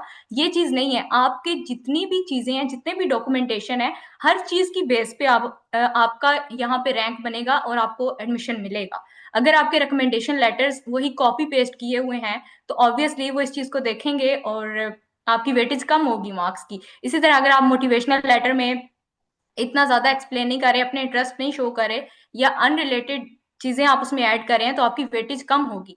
आपकी सीवी, आपका मोटिवेशनल लेटर, रिकमेंडेशन लेटर, हर चीज स्ट्रांग होनी चाहिए। देखिए, अगर आपका सीजीपीए कम है तो आप उस चीज को चेंज नहीं कर सकते। इंग्लिश प्रोफिशिएंसी आपको आपकी यूनिवर्सिटी ने प्रोवाइड कर देनी है। 3 चीजें हैं जो आप खुद जिन पे वर्किंग करके एडमिशन को सिक्योर कर सकते हैं: आपकी सीवी, आपका मोटिवेशनल लेटर, और थर्ड चीज आपकी क्या है कि आपने रिकमेंडेशन लेटर्स जो हैं वो स्ट्रॉन्ग लिखने हैं। अपने टीचर्स से रिक्वेस्ट करें, इवन के उनको बताएं कि ये चीजें मेरी मेंशन करें आप रिकमेंडेशन लेटर में जो आपके सब्जेक्ट से रिलेट कर रही हैं। तो यही मेन चीजें हैं। आई थिंक हमने सारे टॉपिक्स कवर कर लिए हैं। अगर कोई चीज रह गई है तो जवाब भाई आप बता दें, अदरवाइज हम लोग क्वेश्चन आंसर सेशन लेते हैं। बहुत शुक्रिया, थैंक यू वेरी मच आप लोगों का। मेरे ख्याल में आप लोगों ने तकरीबन 37 मिनट गुफ्तगू की है और सारे फ़ायदे ही बताए हैं। और वो फ़ायदे हैं कि जो मेरे ख्याल बगैर पैसों के हैं। ना इसकी एप्लीकेशन फ़ीस है, बिल्कुल आपने पोर्टल पे जाना है, ना कोई इतना बाज़ का पोर्टल आप देखें ना, जब आप फ्यूचर में अप्लाई करें तो आपको पोर्टल की समझ नहीं आती बाज़ का इतने सीधा सीधा पोर्टल है पीका पे, आपने रजिस्टर्ड करना है, आपने साइन इन होना, अपने एप्लीकेशन। इन फ्यूचर भी पीका आपके लिए इस्तेमाल होगा जब आप पीएचडी में अप्लाई करेंगे या और किसी मास्टर डिग्री में अप्लाई करते हैं। तो ये अहमद वाली बात के पहले आप एडमिशन सिक्योर करें। ये जो छोटी मोटी बातें हैं ना, ये जो कहते हैं कि वहाँ जाके क्या करेंगे, वहाँ पे हमें जॉब मिलेगी, वहाँ पे लोगों के पैरामीटर्स मुख्तलिफ होते हैं। लोग मतलब आप आ रहे हैं स्टडी के लिए, लेकिन आप पहले सोच के आ रहे हैं कि आपने जाते जाके जॉब, मतलब आप पहले पहले दिन फ्लाइट से उतरे, अगले दिन जॉब आपके हाथ में हो। भाई आपको स्कॉलरशिप मिल रहा है, वो आपको पढ़ने के पैसे दे रहे हैं। सो उस पे फोकस करें। अगर आपके पास कोई एक्स्ट्रा टाइम है तो जॉब करनी चाहिए, मैं इसके मतलब खिलाफ नहीं हूँ। तो ये छोटी मोटी चीज़ों को छोड़ के, जैसे हमने वेबिनार यहाँ पे आप देखें ना, ये तो बड़ी इनकी मेहरबानी है, इन्होंने हमें टाइम दिया यहाँ पर। जब इटली में लोग आते हैं तो मेरे ख्याल में एक मंथ के बाद वो कंसल्टेंट बने होते हैं, वो कहते हैं हमें 2 लाख दो, हम आपका एडमिशन करवा देते हैं। तो एडमिशन इतना बड़ा मसला नहीं है। आप कोई अचीवमेंट करें, आप इरासमस पे आएँ, आप स्कॉलरशिप पे आएँ, वालदेन के पैसे ना लगवाएं। ये असल अचीवमेंट है। तो हमारे वेबिनार का भी यही मकसद होता है कि हम तो चलो आगे गाइडलाइन ली लोगों से, हमने सीनियर से ली, आप लोग भी, हम फ्री ऑफ कॉस्ट आप लोगों को बता रहे हैं। तो आप लोगों को इस टाइम का फ़ायदा उठाना चाहिए। और ये बिल्कुल जैसे उन्होंने बताया कि सारी चीज़ें आपके पास मौजूद हैं। बस आपने सीवी, अब लोग मैसेजेस करते हैं, अस्सलाम वालेकुम, अपनी सीवी और मोटिवेशन लेटर सेंड कर दें। भाई क्यों सेंड करें? पहले आप खुद मेहनत करें, उसके बाद हम आपको बिल्कुल आपके कमेंट्स भी देंगे, सारा रिमार्क भी देंगे, यहाँ से ठीक करें। मेहनत करें कुछ ना कुछ। आप इरासमस पे देखें ना, सारी चीज़ें तो यूनिवर्सिटी आपको प्रोवाइड कर रही है, आपकी डिग्री दे रही है, सारा कुछ दे रही है। तो सीवी और मोटिवेशन लेटर लिखें ना, उसके बाद अगर आपका रिव्यू करवाना चाहते हैं तो पहले होता था कि बहुत कम लोग होते थे बाहर जो पढ़ने गए हैं, तो अभी तो बहुत सारे लोग इरासमस पे, आप बता रहे हैं अहमद के 40 लोग आए हैं। तो हर हम्म। किसी बंदे का आजकल के दौर में किसी ना किसी से तल्लक होता है। आप किसी सीनियर से अपनी रिव्यू करवाएं, सीवी करवा लें, मोटिवेशन लेटर करवा लें। तो सीजीपीए का भी आपको बता दिया कि 2.5 वाला अगर सिलेक्ट हो सकता है, फिर 3 वाला तो जाहिर बात हो सकता है। और मेहनत करें, यही कह सकते हैं। और थैंक यू। और क्वेश्चन आंसर सेशन का हम स्टार्ट करते हैं। लेकिन यह है कि जिसने भी क्वेश्चन पूछना है वो एक तो हैंड रेज करे, और सेकंड ये है कि अपने नेम के साथ है, ये ना आए कि Vivo 28 ये वो, ये नेम से ना आए। पहला क्वेश्चन है अब्दुल रहमान जी, आप पूछे।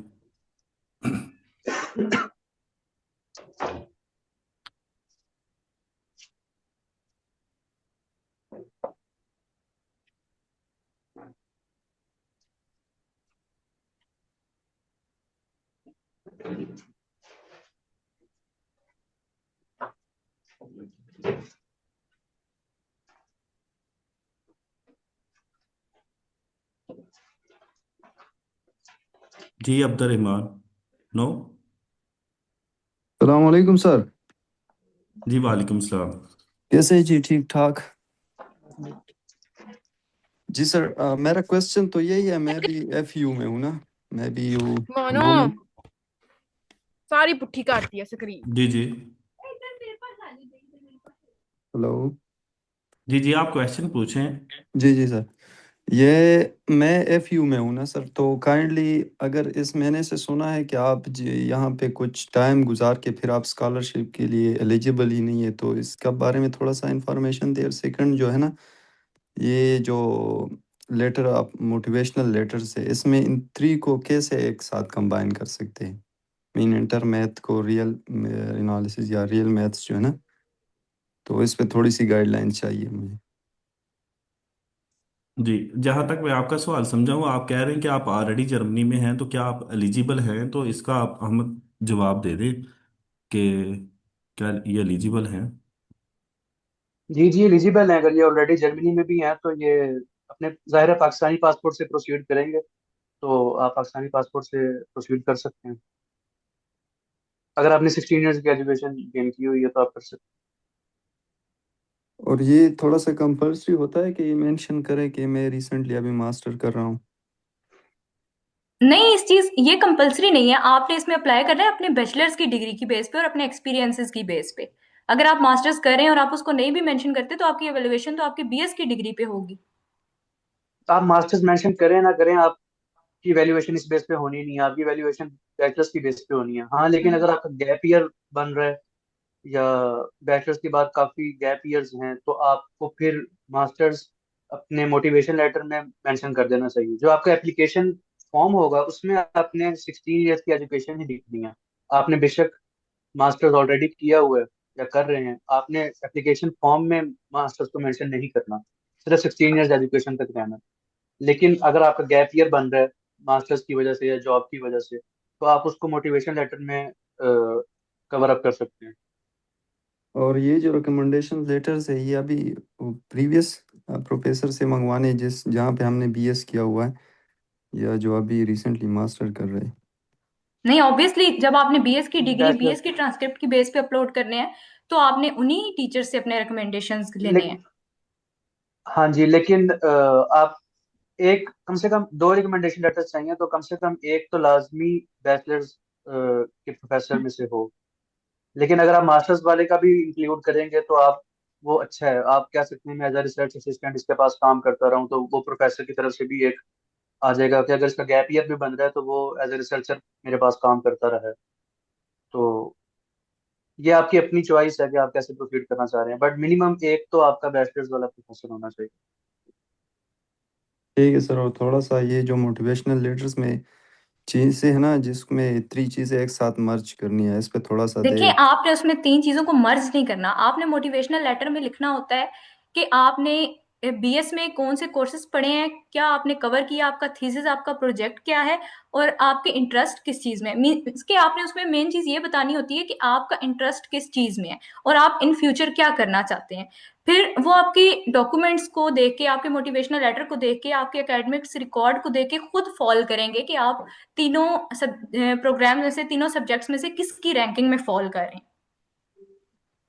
आपने नहीं उन तीनों के बारे में लिखना, आपने अपने बारे में लिखना है। आपने लिखना है कि आपने किया क्या है, पास्ट में कौन से एक्सपीरियंसेस आपके हैं, और आप इन फ्यूचर क्या करना चाहते हैं। यानी कि मैथमेटिक्स से रिलेटेड आपने लिखना है बेसिकली। Exactly exactly। और मैं एक यानी चीज ऐड कर दूं, ये जी बल्कि बताई भी है, मैं भूल गया हूँ जरनाब ने या अहमद ने, कि आप मोटिवेशन लेटर जो रिक्वायरमेंट्स होती है ना उनको लाजमी रीड किया करें। अगर उन्होंने बोला आपको मोटिवेशन लेटर 1 पेज का, तो आप 1 पेज का ही लिखें। लोग इतनी डिटेल लिख देते हैं कि मैं प्राइमरी स्कूल से शुरू हुआ था, तब मुझे मैथ का बड़ा शौक था, ये वो कहानियां। भाई मोटिवेशन लेटर का मतलब है आप अपनी अंडर ग्रेजुएशन में बताएं कि आपने मैथमेटिक्स पढ़ी है, और आप लिंक करें कि आप क्यों इंटरेस्टेड हैं इस अदारे में। आप सिंपल वो आपसे ये पूछना चाह रहे हैं, तो टू दी पॉइंट बात करें। फिर लोग कोर्सेज का लिख देते हैं बैचलर में, अब मेरे ख्याल में 40 अबव कोर्सेज होते हैं, सारे लिख देते हैं कि हमने ये पढ़े हैं। भाई अगर ये आपने सारे लिखने हैं तो मुझे सिर्फ ये जवाब दे दो कि जो आपकी ट्रांसक्रिप्ट है उसका क्या फ़ायदा जो आपने वहाँ पे अपलोड की है। तो उनको पता है आपकी ट्रांसक्रिप्ट का कि आपने कौन से कोर्सेज पढ़े हैं। बहरहाल मोटिवेशन लेटर जो है वो आपका बड़ा वाज़ेह होना चाहिए कि आप क्यों इस स्कॉलरशिप के लिए जो है वो इंटरेस्टेड हैं या क्यों अप्लाई कर रहे हैं। और इनकी सर। वेबसाइट पे बड़ा क्लियरली मेंशन है कि अगर एक पेज से ज्यादा होगा तो वो आपका काउंट ही नहीं होगा नेक्स्ट पार्ट सारा। अगर एक पेज का होगा वही फर्स्ट पेज आपका काउंट होना है मोटिवेशनल लेटर का। चलें जी, बहुत शुक्रिया अब्दुर्रहमान। सेकंड दानियाल जी। अस्सलाम वालेकुम sir. I am sir, basically मेरी है पब्लिकेशन 8 से 9 के करीब। मैंने एमफिल किया और मेरी एज है 26 है। क्या पॉसिबिलिटीज है मैं इसमें किस तरह अप्लाई कर सकता हूँ? नहीं, तो आपकी पब्लिकेशन बैचलर में है या आपने मास्टर में पब्लिकेशन की है? मैंने मास्टर में की है, अभी रिसेंटली ही मेरा मास्टर में ही कंप्लीट हुई है डिग्री। देखिए, मेरे ख्याल में जब आप कहीं पर भी इंटरनेशनल अप्लाई करते हैं मास्टर के लिए, मेरा जो एक्सपीरियंस है या जो मेरी राय है, मैं ये कह सकता हूँ कि कहीं पर भी मास्टर में अप्लाई करने के लिए आपको पब्लिकेशन नहीं चाहिए, ना उनकी रिक्वायरमेंट होती है। और ना आप लोग पेपर पब्लिश कर सकते हैं बैचलर में। हाँ, कोई रिव्यू कर सकते हैं, अच्छा आर्टिकल इस तरह से कर सकते हैं, लेकिन आपने ऑलरेडी मास्टर किया है, सो आप इसके लिए बिल्कुल एलिजिबल है। नो डाउट आप एलिजिबल हैं, और पब्लिकेशंस का मेरे ख्याल में इस पे कोई जो है वो फर्क नहीं आएगा कि आपकी नहीं है या है। लेकिन अगर आप 8-9 उनको शो करवाएंगे तो मुझे नहीं लगता आपको इतनी पब्लिकेशन शो करवानी चाहिए कि आप ऑलरेडी एक साइंटिस्ट हैं और आप वहाँ उनको ज्वाइन करना चाह रहे हैं। क्योंकि इनका मकसद जो है इरास्मस का, जो सही इसका मकसद है वो ये है कि डेवलपिंग कंट्री से स्टूडेंट्स को लेकर आएं और उनको अच्छे तरीके से पॉलिश करें और बाद में ये उन्हीं कंट्रीज को जाके सर्व करें। सर एक ऑप्शन ये और कर मेरी सकते आपको हैं। जी सर। अ, मेरी आपको पर्सनल सजेशन ये है, अगर आपकी 8-9 पब्लिकेशंस हैं और आपने मास्टर्स किया हुआ है, तो आप अगेन मास्टर्स के लिए क्यों अप्लाई कर रहे हैं? आप पीएचडी के लिए परस्यू करें। पीएचडी की फंडिंग भी ज्यादा होती है, फुली फंडिंग मिलती है। आपने 8-9 पब्लिकेशंस के बाद भी अगर अगेन मास्टर्स ही करना, मैंने भी मास्टर्स किया हुआ था और मैं ऑब्वियसली अगेन मास्टर्स ही कर रहा हूँ, बट मेरी मास्टर्स में कोई पब्लिकेशन भी नहीं थी, अभी तक भी कोई नहीं है। तो अब और मैं इंटर मैथ्स का स्टूडेंट हूँ, मीन्स के अल्हम्दुलिल्लाह टॉप रैंक में आया था, तो इंटर मैथ्स में आया हूँ। तो पब्लिकेशन का क्या रोल रहा? मतलब मेरा गैप ईयर भी बन रहा है, एमफिल और मास्टर्स ऑलरेडी किया हुआ है, पब्लिकेशन भी कोई नहीं है, तो मुझे क्यों इंटर मैथ्स में उन्होंने रखा? इसका मतलब है कि पब्लिकेशन मैटर नहीं कर रही। ओके, और मुझे थोड़ा सा डायरेक्शन बता देंगे कि जे अगर पीएचडी के लिए जहाँ पे अप्लाई करना, इसमें कोई ऑप्शन है नहीं है, थोड़ा सा ये गाइड कर दें। इरास्मस मंडस स्पेसिफिकली सिर्फ मास्टर्स के लिए होती है, पीएचडी के लिए नहीं होती। पीएचडी के लिए आप प्रोफेसर को रीच आउट करें, या वो ज़ाहिर है बेहतर जवाब भी बता सकते हैं, हमने तो अभी पीएचडी के लिए अप्लाई नहीं किया ये कहीं। अभी जो वेबिनार है ये स्पेशली हमारा इरास्मस पे है। आप हमारे चैनल्स पे अगर डिटेल्स में देखना चाहते हैं तो हर कंट्रीज की वीडियो है, पोर्टल्स है, सारा कुछ हमने। हाँ बिल्कुल, जिस तरह से मास्टर की कॉल आती है जैसे ये कॉल इरास्मस की आई हुई है, ऐसे हर यूनिवर्सिटी की पीएचडी की कॉल आती है। So you can apply there, simple. Okay sir, thanks. Okay, thank you very much for your question. और नेक्स्ट किसी ने अपना नेम रखा है। खैर, हम जाते हैं कमाल यावर पे। यस।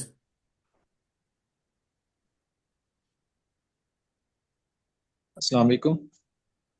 जी वालेकुम सलाम। My name is Kamal Yavar and I am from Pakistan. मैंने अपनी मास्टर ऑफ मैथमेटिक्स 2021 में कंप्लीट की थी और तब से लेके अब तक मैं टीचिंग कर रहा हूँ और फर्दर मैं स्कॉलरशिप के लिए अप्लाई करता रहता हूँ इटली में। 2025 में भी मैंने अप्लाई किया था। मेरा यूनिवर्सिटी ऑफ टोरंटो में भी स्कॉलरशिप पे एडमिशन हो गया था, बट वो फुली फंडेड नहीं थी। 75% तक मुझे उन्होंने ना ऑफ किया था। तो अपॉइंटमेंट के इश्यूज थे मेरे साथ, तो इस वजह से मैं अपना वहाँ पे परस्यू नहीं कर सका। तो मैंने फिर यूनिवर्सिटी ऑफ विरोना में अप्लाई किया था, वहाँ पे मेरा एडमिशन हो गया था। तो अभी मैं वहीं पे मेरी एम्बेसी में डॉक्यूमेंट सबमिट हैं, तो आप भी दुआ कीजिएगा कि मेरा वीज़ा आ जाए। तो लास्ट टाइम मैं क्वेश्चन ये करना चाह रहा हूँ बेसिकली कि मैंने लास्ट टाइम ना इरास्मस मुंडस स्कॉलरशिप में अप्लाई किया था, लेकिन ना मेरी रिजेक्शन आई थी उस टाइम, क्योंकि मुझे पता नहीं था कि किस तरीके से ना सीवी वगैरह को वो किया जाता है, बूस्ट अप। तो काइंडली मुझे आप इस वाले से थोड़ा गाइड कर दीजिएगा कि यहाँ पे ना इनकी वेबसाइट में देख रहा था कि कोर्स डिस्क्रिप्शन के हवाले से, कि कोर्स डिस्क्रिप्शन भी हमने यहाँ पे ना सबमिट करना होता है। तो इस हवाले से आप मुझे ज़रा बता दीजिएगा कि कोर्स डिस्क्रिप्शन किस तरीके से यहाँ पे राइट करके तो अपलोड किया जाता है, या इस हवाले से अगर आप वीडियो बना के कंप्लीट सेंड कर देंगे तो फिर तो बहुत अच्छा हो जाएगा, क्योंकि ऐसे भी पता नहीं लगेगा। अगर वीडियो बना देंगे तो ज़्यादा बेस्ट हो जाएगा कोर्स कोर्स डिस्क्रिप्शन के डिस्क्रिप्शन हवाले से। कोर्स डिस्क्रिप्शन के लिए इन्होंने, जब आप एप्लीकेशन फॉर्म फिल कर रहे होंगे तो कोर्स डिस्क्रिप्शन की इन्होंने फाइल दी हुई है, आपने उसी फाइल को डाउनलोड करना है और एडिट करना है। एमएस वर्ड की वो फाइल है, और वो एडिट आप अपनी मर्जी से नहीं कर सकते। यानी कोर्स डिस्क्रिप्शन ऐसी चीज नहीं है कि आप अपनी मर्जी से उसको अच्छा बना लें या बुरा बना लें। वो आपने अगर कोई कोर्सेज बैचलर्स में पढ़े होंगे तो वही आप लिखेंगे, अगर नहीं पढ़े तो आप नहीं लिखेंगे। क्योंकि अगर आपने कोई कोर्स नहीं पढ़ा और वो आपने कोर्स डिस्क्रिप्शन में मेंशन कर दिया है, तो आपकी ट्रांसक्रिप्ट तो उनके पास है ही, तो उसमें भी तो नजर आ ही जाएगा उनको कि कौन कौन से कोर्सेज पढ़े हैं। तो इसलिए आप झूठ तो नहीं बोल सकते वहां पे, और ना अपनी मर्जी चला जी सकते। बिल्कुल ऐसे ही है। हाँ, जैसे तो कि कोर्स हमने डिस्क्रिप्शन। मास्टर में हमने ऑलमोस्ट 24 कोर्सेज पढ़े होते हैं, तो वो 24 में से 24 की तो यहाँ पे जगह भी नहीं है, तो उसमें से कोई स्पेसिफिक हम लिख सकते हैं, जैसे कि किसी ने अप्लाइड मैथमेटिक्स में आगे परसू किया या प्योर में देखिए, किया है, तो उसके हवाले से नहीं, लिखेंगे कोर्स हम। डिस्क्रिप्शन की जो फाइल है ना, उसमें उन्होंने पूछा होता है कि आपने लीनियर अलजेब्रा के कौन से कोर्सेज पढ़े हैं। ये बैचलर्स के कोर्सेज की बात हो रही है, एमफिल की नहीं हो रही। तो जी आपने अपने बिल्कुल। बैचलर्स वाले लिखने हैं, और उसमें कैलकुलस या मैथमेटिकल एनालिसिस के 3 कोर्सेज लिखने होते हैं। बेसिक मैथमेटिक्स का एक लिखना होता है, जो कि आप सेट थ्योरी एंड या इस तरह का कोई भी कोर्स आप मेंशन कर सकते हैं। और लीनियर अलजेब्रा के होते हैं, प्रोग्रामिंग के होते हैं। तो वो जो आपके ट्रांसक्रिप्ट पे मेंशन होंगे आप वही लिख सकते हैं। फिर उनमें जो आपका कंटेंट है वो आपको कैसे मिलेगा, वो आप अपनी यूनिवर्सिटी में जाएंगे। जैसे मैंने कॉमसेट से पढ़ा, तो मैं कॉमसेट यूनिवर्सिटी की वेबसाइट पे जाऊंगा, बीएस मैथमेटिक्स में जाऊंगा और उनका करिकुलम डाउनलोड करूंगा या वेबसाइट पे चेक करूंगा। वहां से सिर्फ जी कॉपी पेस्ट करना है कि आपने लीनियर लीनियर अलजेब्रा पढ़ा था तो उसमें कौन कौन से कंटेंट्स पढ़े थे, या ओके। कौन कौन सी बुक्स यूज की थी, वो कितने क्रेडिट आवर्स का कोर्स था, 3 क्रेडिट आवर का था, या प्रोग्रामिंग की लैंग्वेज है कोई C++ या पाइथन वगैरह तो 4 क्रेडिट आवर का कोर्स था। और फिर आपने उसका ग्रेड क्या है। तो ये वर्ड फाइल उन्होंने दी होगी, आपने जी वही ठीक एडिट हो गया। करनी है। इसको आप अपनी मर्जी से अच्छा या बुरा नहीं बना सकते।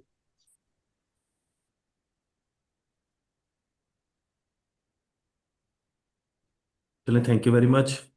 सो मैं आपको एक अस्सलाम सजेस्ट, वालेकुम। जस्ट वन मोमेंट, मैं आपको एक सजेस्ट करता हूँ कि आप सिर्फ वन लाइन क्वेश्चन करें, क्योंकि हमारे पास और भी पार्टिसिपेंट्स हैं, हमने उनके क्वेश्चंस को लेना है।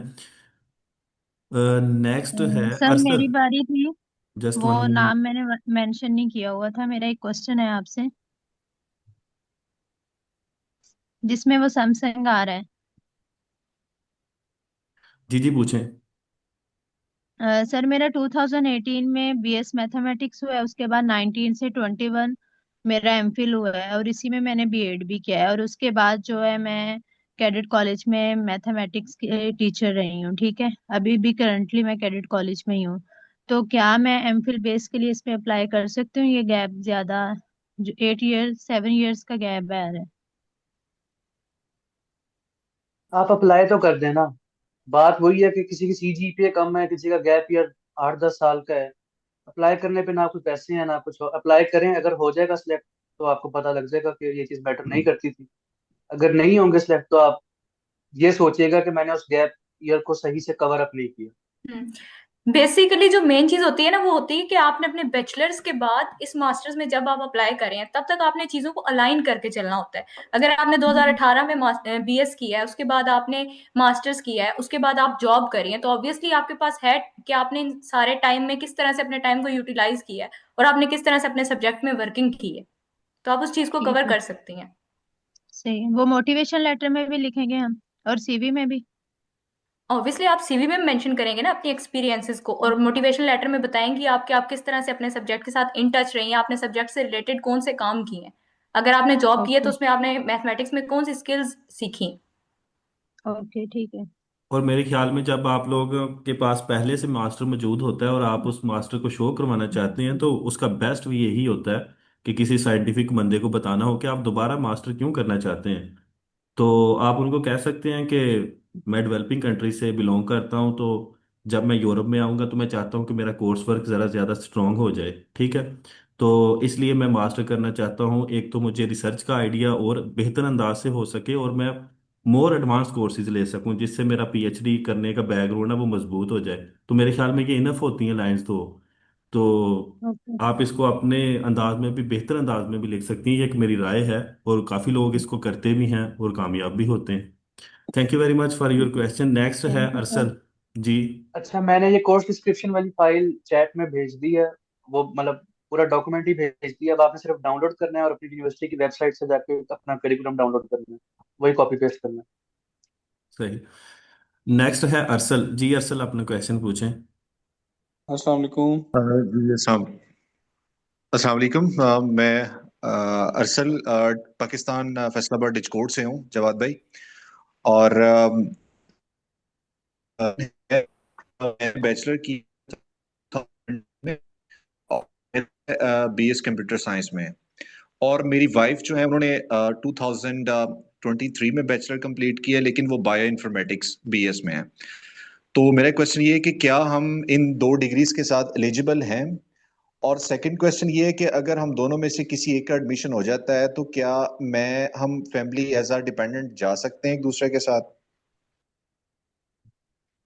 देखिए, पहली बात तो ये है, सॉरी मैं स्पीकर से पहले बोल पड़ा नहीं हूँ। नहीं, नहीं नहीं, कोई बात नहीं। तो लेकिन ये है कि आपने बताया कंप्यूटर साइंस का और बायो इन्फॉर्मेटिक का, तो ये स्पेशली जो वेबिनार है ये मैथमेटिक्स के रिलेटेड है। जैसे कि अहमद ने स्टार्ट में बताया था कि इरास्मस के अंदर जो इरास्मस के थ्रू स्कॉलरशिप्स आती हैं तो वो इंटर मैथ वगैरह की हैं। तो एक तो ये है कि मेरे ख्याल में आप जो कंप्यूटर साइंस वाले होते हैं वो पढ़ते तो हैं मैथमेटिक्स के कोर्सेज, लेकिन ज़्यादा नहीं पढ़ते। तो मुझे लगता है कि जब आपकी एवेल्युएशन होगी तो सिलेक्शन आपकी मुश्किल है इसमें, इंटर मैथ में। और दूसरा बायो इन्फॉर्मेटिक। लेकिन यह है कि इरास्मस ये नहीं है कि सिर्फ मैथमेटिक्स वालों के लिए है, इरास्मस बहुत वसी है। ठीक है, हर कोर्सेज के लिए। तो आप इरास्मस की वेबसाइट पे जाके अरसल भाई देख सकते हैं वहाँ पर बायो इन्फॉर्मेटिक की क्या रिक्वायरमेंट्स हैं और दूसरी क्या रिक्वायरमेंट्स हैं जो आपने कंप्यूटर साइंस का बताया। हाँ, कंप्यूटर साइंस का थोड़ा सा इधर जो कंपटीशन है वो ज़्यादा है, लेकिन यह है कि इसकी सब फील्ड्स भी बहुत ज़्यादा हैं। आप डेटा साइंस में अप्लाई कर सकते हैं, मशीन लर्निंग में अप्लाई कर सकते हैं, आईटी में अप्लाई कर सकते हैं। तो ये तो आप पे डिपेंड करता है। दूसरा आपका क्वेश्चन जो स्पाउस के रिलेटेड है कि अगर एक का एडमिशन हो जाता है तो दूसरे को ला सकते हैं, तो ये इटली में तो ऐसा नहीं है मास्टर वालों के लिए। इवन के पीएचडी वाले ला सकते हैं, लेकिन वो भी अब इन्होंने रिक्वायरमेंट को चेंज कर दिया है कि आपने अगर अपनी वाइफ को या अपने हस्बैंड को लेकर आना है तो आपको यहाँ पर 2 साल एटलीस्ट स्पेंड करने हैं। ये मैं इटली की बात कर रहा हूँ। जर्मनी में भी आप नहीं बुला सकते, लेकिन कुछ कंट्रीज में यूरोप में आप बुला सकते हैं। जैसे कि अगर मैं फिनलैंड का जिक्र करूं तो अगर एक का एडमिशन हो सकता है तो आप स्पाउस को बुला सकते हैं यूके की तरह। तो ये तो डिपेंड करता है हर कंट्रीज के रूल्स पे, लेकिन यहाँ पर ऐसा कुछ नहीं है फ्रांस में, इटली में और जर्मनी में। अच्छा जी थैंक यू जवाब भाई, सो मैं मच। थोड़ा सा ऐड करना चाहूँगा। जी जी। बायो इन्फॉर्मेटिक्स तो इंटर मैथ से नई लिंक और ये इररेलेवेंट है, बट कंप्यूटर साइंस वाले इसमें अप्लाई ज़रूर कर सकते हैं। और हमारे फेलोज हैं जिनका बैचलर्स पाकिस्तान से नहीं है वो, बट दूसरे कंट्रीज से फेलोज हैं जिनका बैकग्राउंड कंप्यूटर साइंस से था और अब वो इंटर मैथ्स में है। तो आप गिव इट अ ट्राई, आप ट्राई करके देखें। बायो इन्फॉर्मेटिक्स वाले तो नहीं एलिजिबल होंगे, बट कंप्यूटर साइंस वाले एलिजिबल हैं, तो आप ट्राई करके देख सकते हैं। और मास्टर में आप स्पाउस वाली बात जो जवाब भाई ने की है वो बिल्कुल ठीक है। इटली में तो नहीं आप लेकर आ सकते spouse as a master student.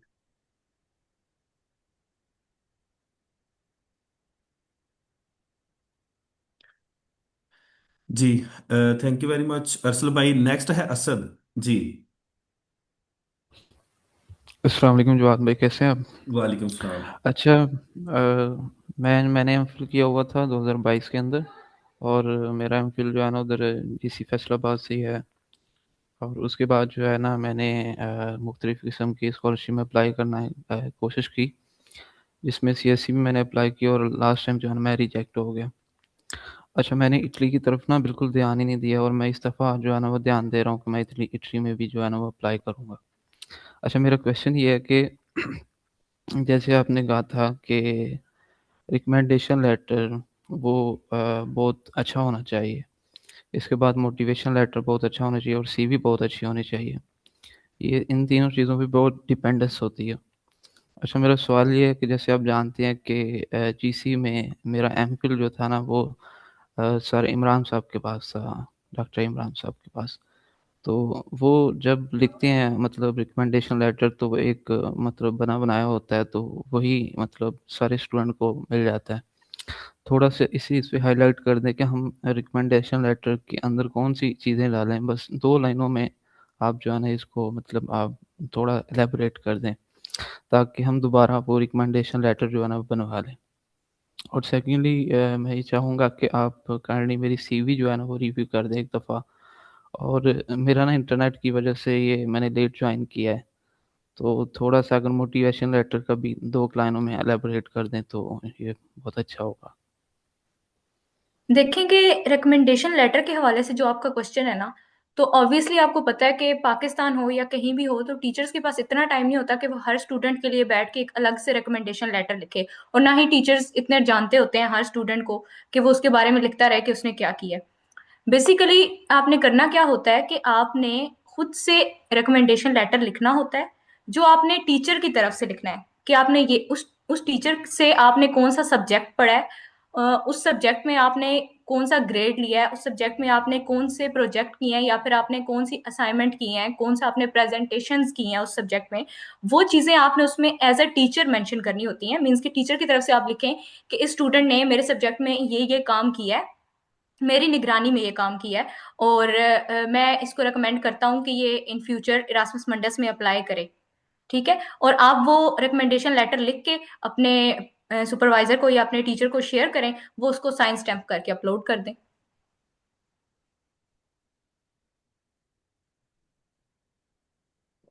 और दूसरा रिकमेंडेशन लेटर जो ये यूनिवर्सिटी ऑफ लाट्यूला वाले हमारे प्रोफेसर्स को भेजते हैं, उसमें मेरा ख्याल से एक फॉर्म टाइप होता है जिसमें उन्होंने रेटिंग देनी होती है, या समझ लें 5 स्टार्स हैं तो जैसे स्टूडेंट की परफॉर्मेंस के मुतालिक पूछा जाएगा तो वो प्रोफेसर 5 में से कितने स्टार्स आपको देगा। आपकी पंक्चुअलिटी के बारे में पूछा जाएगा तो वो 5 में से कितने स्टार्स देगा। तो इसमें एक डॉक्यूमेंट तो अपलोड करना ही होता है, बट साथ इस तरह का एक फॉर्म टाइप भी होता है जो प्रोफेसर ने फिल करना होता है। बाकी मोटिवेशन लेटर का आप पूछ रहे थे, तो मोटिवेशन लेटर जो है उसमें आप एक तो बात ये हुई है कि वो 1 पेज का होना चाहिए, 1 पेज से ज्यादा का नहीं होना चाहिए। दूसरा ये कि उसमें आपने अपना, आपको फर्स्ट पैराग्राफ में आप अपनी मोटिवेशन वगैरह स्टार्ट करें कि मैं किस बैकग्राउंड से आया हूँ और मैंने किस तरह से मेरा मैथमेटिक्स में इंटरेस्ट किस तरह से डेवलप हुआ है।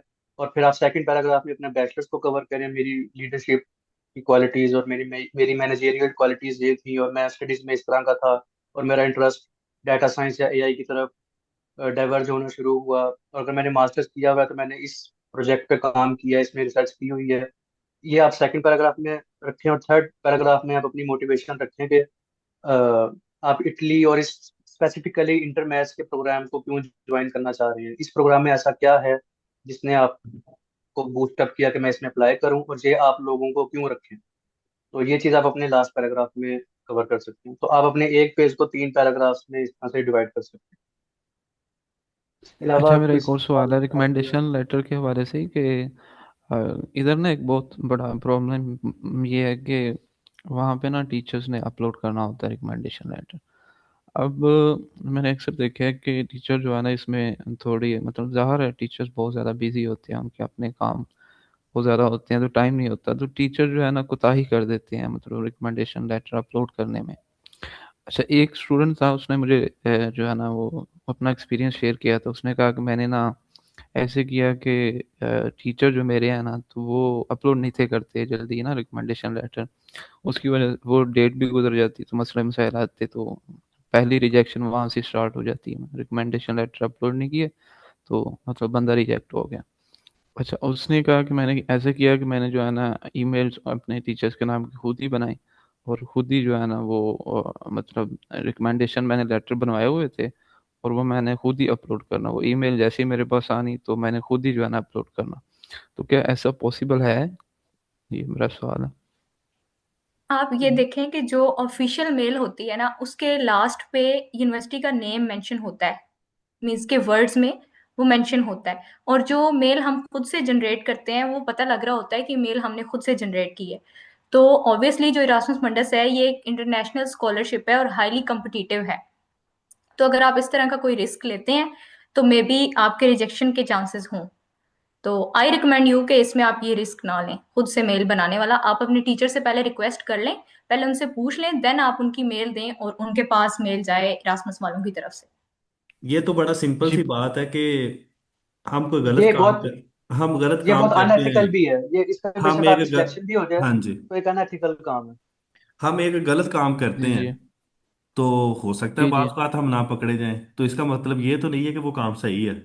तो गलत काम तो गलत काम ही रहेगा ना। तो ये तो एक गलत काम है, आप अपनी ईमेल दे रहे हैं या वट एवर जो भी कर रहे हैं। तो चाहिए तो यही कि आपको इंस्टीट्यूशनल ईमेल दें प्रोफेसर्स की, ताकि उस पर ईमेल जाए और वो उसको रैंक करें कि आप किस रैंक में फॉल करते हैं। सो thank you very much sir. Next thank you very question जो मच। नेक्स्ट क्वेश्चन है, प्लीज शॉर्ट थोड़ा सा क्वेश्चन कीजिएगा, मोहम्मद सलीम जी।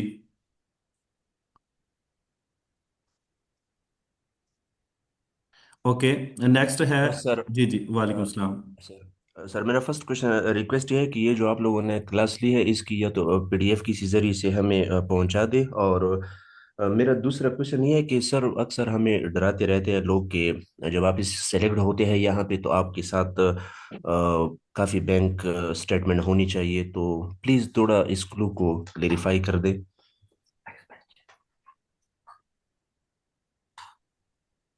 जी जी, आप बता दें कि इसके लिए क्या हमें कोई बैंक स्टेटमेंट्स या कोई हैवी रकम सर चाहिए? चूंकि हाँ क्योंकि फुली फंडेड है तो फिर बैंक स्टेटमेंट की जरूरत जिस तरह दाद वगैरह है वो तो नहीं दे रहे हैं, तो इसलिए ये थोड़ी कंफ्यूजन रही है कि ग्रोथ। बैंक स्टेटमेंट एक रिक्वायरमेंट तो है, तो वो आपने एक बैंक बैंक अकाउंट साथ अटैच तो करना होता है, एम्बेसी की रिक्वायरमेंट है, तो वो तो आपने फुलफिल करनी है। लेकिन जैसे सेल्फ पे होता है कि आपको 7,000 यूरोज या पता नहीं कितनी अमाउंट चाहिए होती है, या ब्लॉक अकाउंट, इस तरह का कोई सीन नहीं है। लेकिन आपको एक बैंक स्टेटमेंट के लिए आपको एक बैंक अकाउंट चाहिए, आपके गार्डियन का या आपका अपना।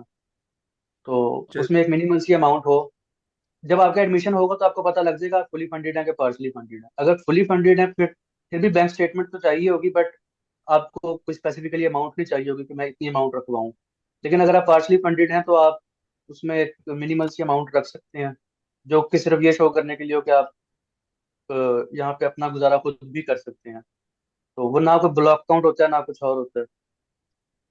चल उसके सर बड़े ये वेज कि हैं, वो पहले आप एडमिशन सिक्योर करें, उसके बाद कोई मसला नहीं है, बैंक स्टेटमेंट का इतना इशू नहीं होता, वो तो आप पाकिस्तान से बनवा सकते हैं। तो ये एक रिक्वायरमेंट है, उसको पूरा करना होता है जैसे कि आपको बताया गया। तो जी इसका जी इतना बड़ा इशू नहीं है, ये तो बाद की बातें एडमिशन के बाद। जी जी सर ये पीडीएफ मिल जाएगी जी कहीं जी, से? ये हम वीडियोस जो पूरी कंप्लीट टॉक है इसको भी हम अपलोड करेंगे चैनल पे, और ये इसका लिंक भी शेयर कर देंगे पीडीएफ का। Thank you. नेक्स्ट है जहां जेब कुरैशी। हम्म? अरे आपको। जी जी, आ रही है, आप बोलें। अच्छा सर, मेरा ये दो क्वेश्चन है। मेरी जो है ना एमएससी है, मतलब बीएससी प्लस एमएससी। अब जो जो जो कोर्स डिस्क्रिप्शन में ये चीज़ें बतानी होंगी, तो वो जो एमएससी वाली बात है वो, क्योंकि वो सीजीपी के लिहाज से होती है, और जो बीएससी वाली थी वो परसेंटेज के लिहाज से होती है। और जो टोटल उनके कोर्सेज होते हैं वो तो मतलब इकट्ठे ही वो देखेंगे ना, इंटरमीडिएट के बाद जो 4 साल हैं। अच्छा, दूसरी चीज़ ये है कि मेरा आइल्स भी है, मतलब मेरे 7 बैंड्स हैं आइल्स में, तो मैं वहाँ पे इस चीज़ को मेंशन करूँ तो मुझे ज़्यादा बेनिफिट होगा, या दूसरा लैंग्वेज प्रोफिशिएंसी को ही मेंशन करूँ? Thank you. ऑब्वियसली अगर आप आइल्स को मेंशन करेंगे और आपका बैंड 7 है, 6 अबव एलिजिबल है, तो आपका 7 बैंड है, आप आइल्स जरूर मेंशन करें। इंग्लिश प्रोफिशिएंसी सर्टिफिकेट की भी परसेंटेज है जो एग्रीगेट बनता है टोटल, तो ऑब्वियसली आइल्स की परसेंटेज उसमें ज्यादा होगी, तो आपकी प्रोफाइल ज्यादा स्ट्रांग होगी अगर आप आइल्स मेंशन करेंगे। और दूसरा सवाल था बीएससी और सर एमएससी वाला। बीएससी और एमएससी। यार ये हमारे कुछ फेलोज हैं, उन्होंने इस बेस पे अप्लाई किया था। मैंने बीएस किया हुआ है तो मुझे एग्जैक्टली नहीं पता, बट ये पता है कि जो आपने बात की है कि एक में परसेंटेज होती है, एक में सीजीपीए होती है, तो आप उसका कलेक्टिवली एक ही ट्रांसक्रिप्ट बनवाते हैं। अब वो मुझे नहीं पता एचईसी से बनवाते हैं या कहाँ से बनवाते हैं, देन आप वो उसको चलाते यूज करते हैं। ये आई थिंक वो मुझे सर एग्जैक्टली नहीं इसी इसका महीने आइडिया। सर्टिफिकेट है, उसकी बात आप कर रहे थे। मेरे एक्सपीरियंस के मुताबिक जो आपकी एमएससी की सीजीपी होती है वो उसको काउंट करते हैं, क्योंकि यहाँ पर यूरोप में जो आपके पास बैचलर करने से पहले एजुकेशन होती है वो 13 ईयर एजुकेशन होती है, ठीक है। तो हमारे उधर 12 ईयर एजुकेशन है, फिर हम 4 ईयर का बैचलर करते हैं, तो वो इसको ही काउंट करते हैं एमएससी वाली को। तो जब आप वो शीट पे लिख रहे होते हैं कोर्सेज, तो कोर्सेज तो आप दोनों लिख सकते हैं, क्योंकि आपने जब वहां पर अपलोड करनी है अपनी ट्रांसक्रिप्ट, तो आपको चाहिए कि दोनों को मर्ज करें, बीएससी को और एमएससी को। क्योंकि अगर जर्मनी में भी ऐसे, क्योंकि मेरा ज़्यादा एक्सपीरियंस इसके हवाले से जर्मनी का है, तो वहाँ पर तो ऐसे ही करते हैं कि मर्ज करते हैं डॉक्यूमेंट। बकाया अहमद किसी स्टूडेंट्स का आपको रेफर कर सकता है, वो आपको बता सकता है हाँ एमएससी या जी, ये बीएससी वाले। चैट में भी काफी दफा ये क्वेश्चन हुआ है। तो हमारी एक फेलो है नुमान, उन्होंने इसका जी आंसर किया हुआ है। उनकी भी बीएससी प्लस एमएससी थी, तो उन्होंने चैट में लिखा हुआ है कि जिसने बीएससी और एमएससी की हुई है वो एक लेटर बनाएंगे खुद ही। जी जी। कि पाकिस्तान में ये भी सिस्टम चलता है कि बीएससी प्लस एमएससी ये टोटल बीएस के इक्वलेंट काउंट होता है 16 ईयर्स ऑफ एजुकेशन के। अगर आप ये नहीं करते तो आपकी एमएससी को वो मास्टर्स कंसीडर कर लेते हैं, जिसमें फिर वो कंफ्यूजन क्रिएट होती है कि एक मास्टर्स ऑलरेडी किया हुआ है, जबकि वो मास्टर्स नहीं किया होता, वो बैचलर्स ही किया होता बैचलर है। ही होता है, सही है। चलें जी, शुक्रिया, thank you very okay much. Okay, thank you thank you. Next है मदीहा अरशाद।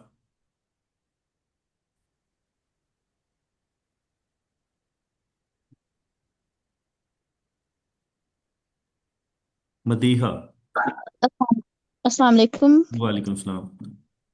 भाई मेरा क्वेश्चन ये है कि जैसे कि अब पाकिस्तान में ये हो गया कि बीएससी और एमएससी की डिग्री को कंबाइन करके ना एक डिग्री बना के देती है यूनिवर्सिटी। तो हम जो हमें वो डिग्री मिली है उसको हम बीएस की डिग्री के तौर पे इस्तेमाल कर सकते हैं। मुझे क्वेश्चन की समझ नहीं आई। किसको बीएस की डिग्री के तौर पर इस्तेमाल कर सकते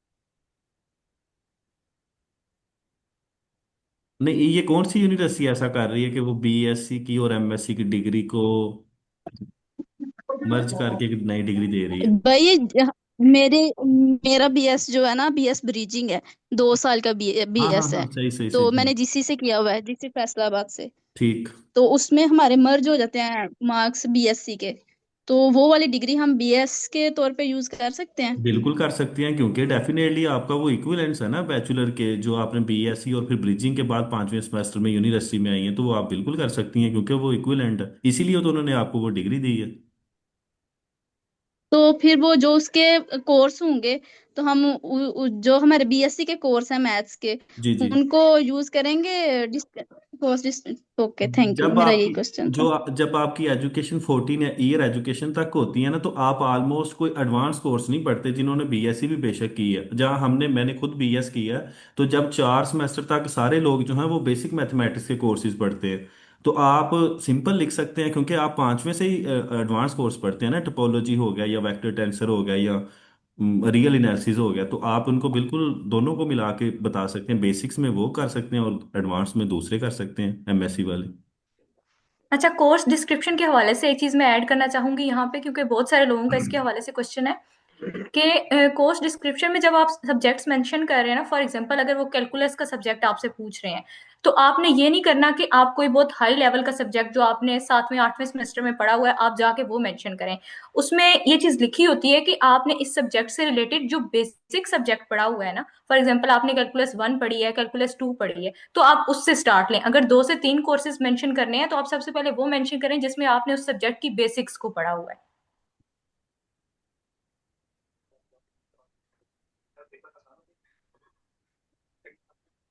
चलें, thank you very much. Next है, बल्कि ये हमारे मैथ मीडिया की हिस्सा भी हैं, पार्ट भी हैं, Isha Irfan. I think so आप ईशा इरफान ही हैं। यस सर, अस्सलाम वालेकुम। वालेकुम सलाम। सर मेरा क्वेश्चन बेसिकली ये है कि अगर हम अपनी यूनिवर्सिटी के अलावा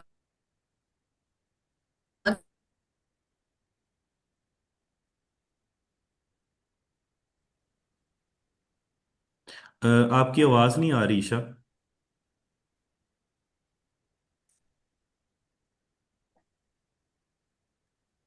आपने अपने आप को म्यूट कर लिया है।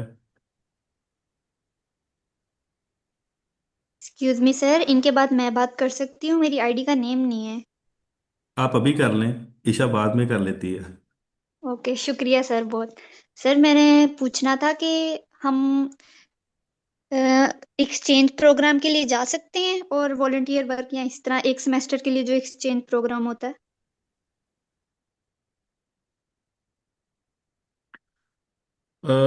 इस कब जा वेबिनार सकते के, हैं? जी जी। किस टाइम पे बात कर रही हैं आप एक्सचेंज प्रोग्राम? इरास्मस मेंडेस में आने के बाद, या अभी आप बीएस अलहदा से, में बीएस में सेमेस्टर अभी आप के बीएस दौरान जो कर? समर ब्रेक में भी भेजते हैं ना, वो एक्सचेंज प्रोग्राम होता है।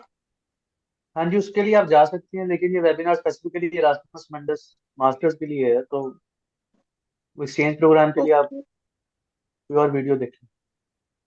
ओके, शुक्रिया बिल्कुल, सर। मैं आपको एक बता देता हूँ। आपने क्वेश्चन किया जैसे कि एक्सचेंज प्रोग्राम, लेकिन ये रिलेटेड नहीं है। बिल्कुल बहुत सारे इंस्टीट्यूट ऐसे हैं जो कि डेवलपिंग कंट्री से एक्सचेंज स्टूडेंट्स को बुलाते हैं। इसमें से मैं आपको एक इंस्टीट्यूट का बता देता हूँ ताकि आपको पता चल जाए। एक जर्मनी में बर्लिन में इंस्टीट्यूट है, व्यास। आप उसकी वेबसाइट पे जाएं, WIAS व्यास। वहाँ पे आप अप्लाई कर सकती हैं कि आप वहाँ पे एक सेमेस्टर के लिए आना चाहती हैं। या ICTP भी समर स्कूल्स के लिए स्टूडेंट्स को इटली में बुलाता है। पाकिस्तान से इस दफ़ा स्टूडेंट्स भी काफ़ी आए थे वहाँ से, 7 8, तो आप वहाँ पे अप्लाई कर सकें। शुक्रिया, थैंक यू आपके क्वेश्चन का। नेक्स्ट है ईशा, तो मेरे ख्याल में मीटिंग में नहीं है। नेक्स्ट है हैदर नकवी।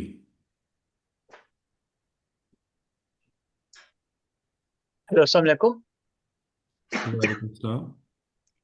मेरा क्वेश्चन था, मैंने की हुई है 2 ईयर बीएससी कंप्यूटर साइंस में, और इसमें मेन 3 जो सब्जेक्ट्स थे, कंप्यूटर साइंस, इकोनॉमिक्स और मैथमेटिक्स। तो पहला सवाल है ये कि जो आपने भेजा हुआ ये कोर्स डिस्क्रिप्शन वाला, इसमें अब जो पूछा हुआ ये प्रोबेबिलिटी और ये सारे डिफरेंट जो मैथमेटिक्स के मेन जो सब्जेक्ट्स होते हैं उसमें सब में कोर्स टाइटल पूछा हुआ है। उसमें कोई इसमें मेरे मार्क्स में कुछ ऐसा लिखा नहीं हुआ कि इसमें इतने मार्क्स हैं या इसमें इतने मार्क्स हैं, तो इसमें वो कैसे फिल कर सकते हैं? और सेकंड क्वेश्चन ये है कि मैं आईटी के लिए अप्लाई कर सकता हूँ, कंप्यूटर आईटी के लिए? हाँ जी, अगर आपकी कंप्यूटर साइंस की डिग्री है तो आप कंप्यूटर आईटी के लिए अप्लाई कर सकते हैं। लेकिन इरास्मस मंडस में भी आप कंप्यूटर साइंस की बेसिस पे इधर इंटर मैथ्स में एलिजिबल हैं। अच्छा, कोर्स डिस्क्रिप्शन में आपके ट्रांसक्रिप्ट के ऊपर तो ग्रेड मेंशन होगा ना? जाहिर करिकुलम में तो नहीं मेंशन होगा। आपकी जो ट्रांसक्रिप्ट होगी उसमें आपने जी स्पेसिफिकली उस कोर्स में क्या ग्रेड लिया है, तो वो आप ट्रांसक्रिप्ट से देख के ट्रांसक्रिप्ट में जो इधर मेंशन है वो सिर्फ लिखा हुआ है मैथमेटिक्स में, मतलब सिर्फ मैथमेटिक्स का लिखा हुआ है और उसमें कितने आए हैं। तो जो उसमें फॉर्म में फिल करना है वो बार बार मतलब लिनियर अलजेब्रा का और सबका डिफरेंट पूछ रहे हैं कोर्स में, तो उसमें एक ही डाल सकते हैं बार बार, या मतलब कैसे उसको फिल करना है? या बुक का लिख सकते हैं ये सारा कुछ? तो वो मुझे नहीं आपने एग्जैक्टली आपने समझ आई। सिंपल मैथमेटिक्स कैसे ट्रांसक्रिप्ट में लिखा हुआ है, मुझे नहीं समझ आ रही है। आपने ज़्यादा कैलकुलस का कोर्स पढ़ा होगा, कैलकुलस में क्या ग्रेड है वो लिखें, लीनियर अलजेब्रा में क्या ग्रेड आया वो लिखें। आप कह रहे हैं कि मैंने लीनियर अलजेब्रा, कैलकुलस ये सारी चीजें पढ़ी हैं लेकिन ट्रांसक्रिप्ट में सिर्फ मैथमेटिक्स लिखा हुआ है। जो आई ट्रांसक्रिप्ट थिंक जो अप्लाई की ट्रांसक्रिप्ट सॉरी आई थिंक भाई आईटी में अप्लाई करना चाह रहे हैं ना, तो उसकी कोर्स डिस्क्रिप्शन अलग होगी ना। नहीं, जो ट्रांसक्रिप्ट मुझे मिली है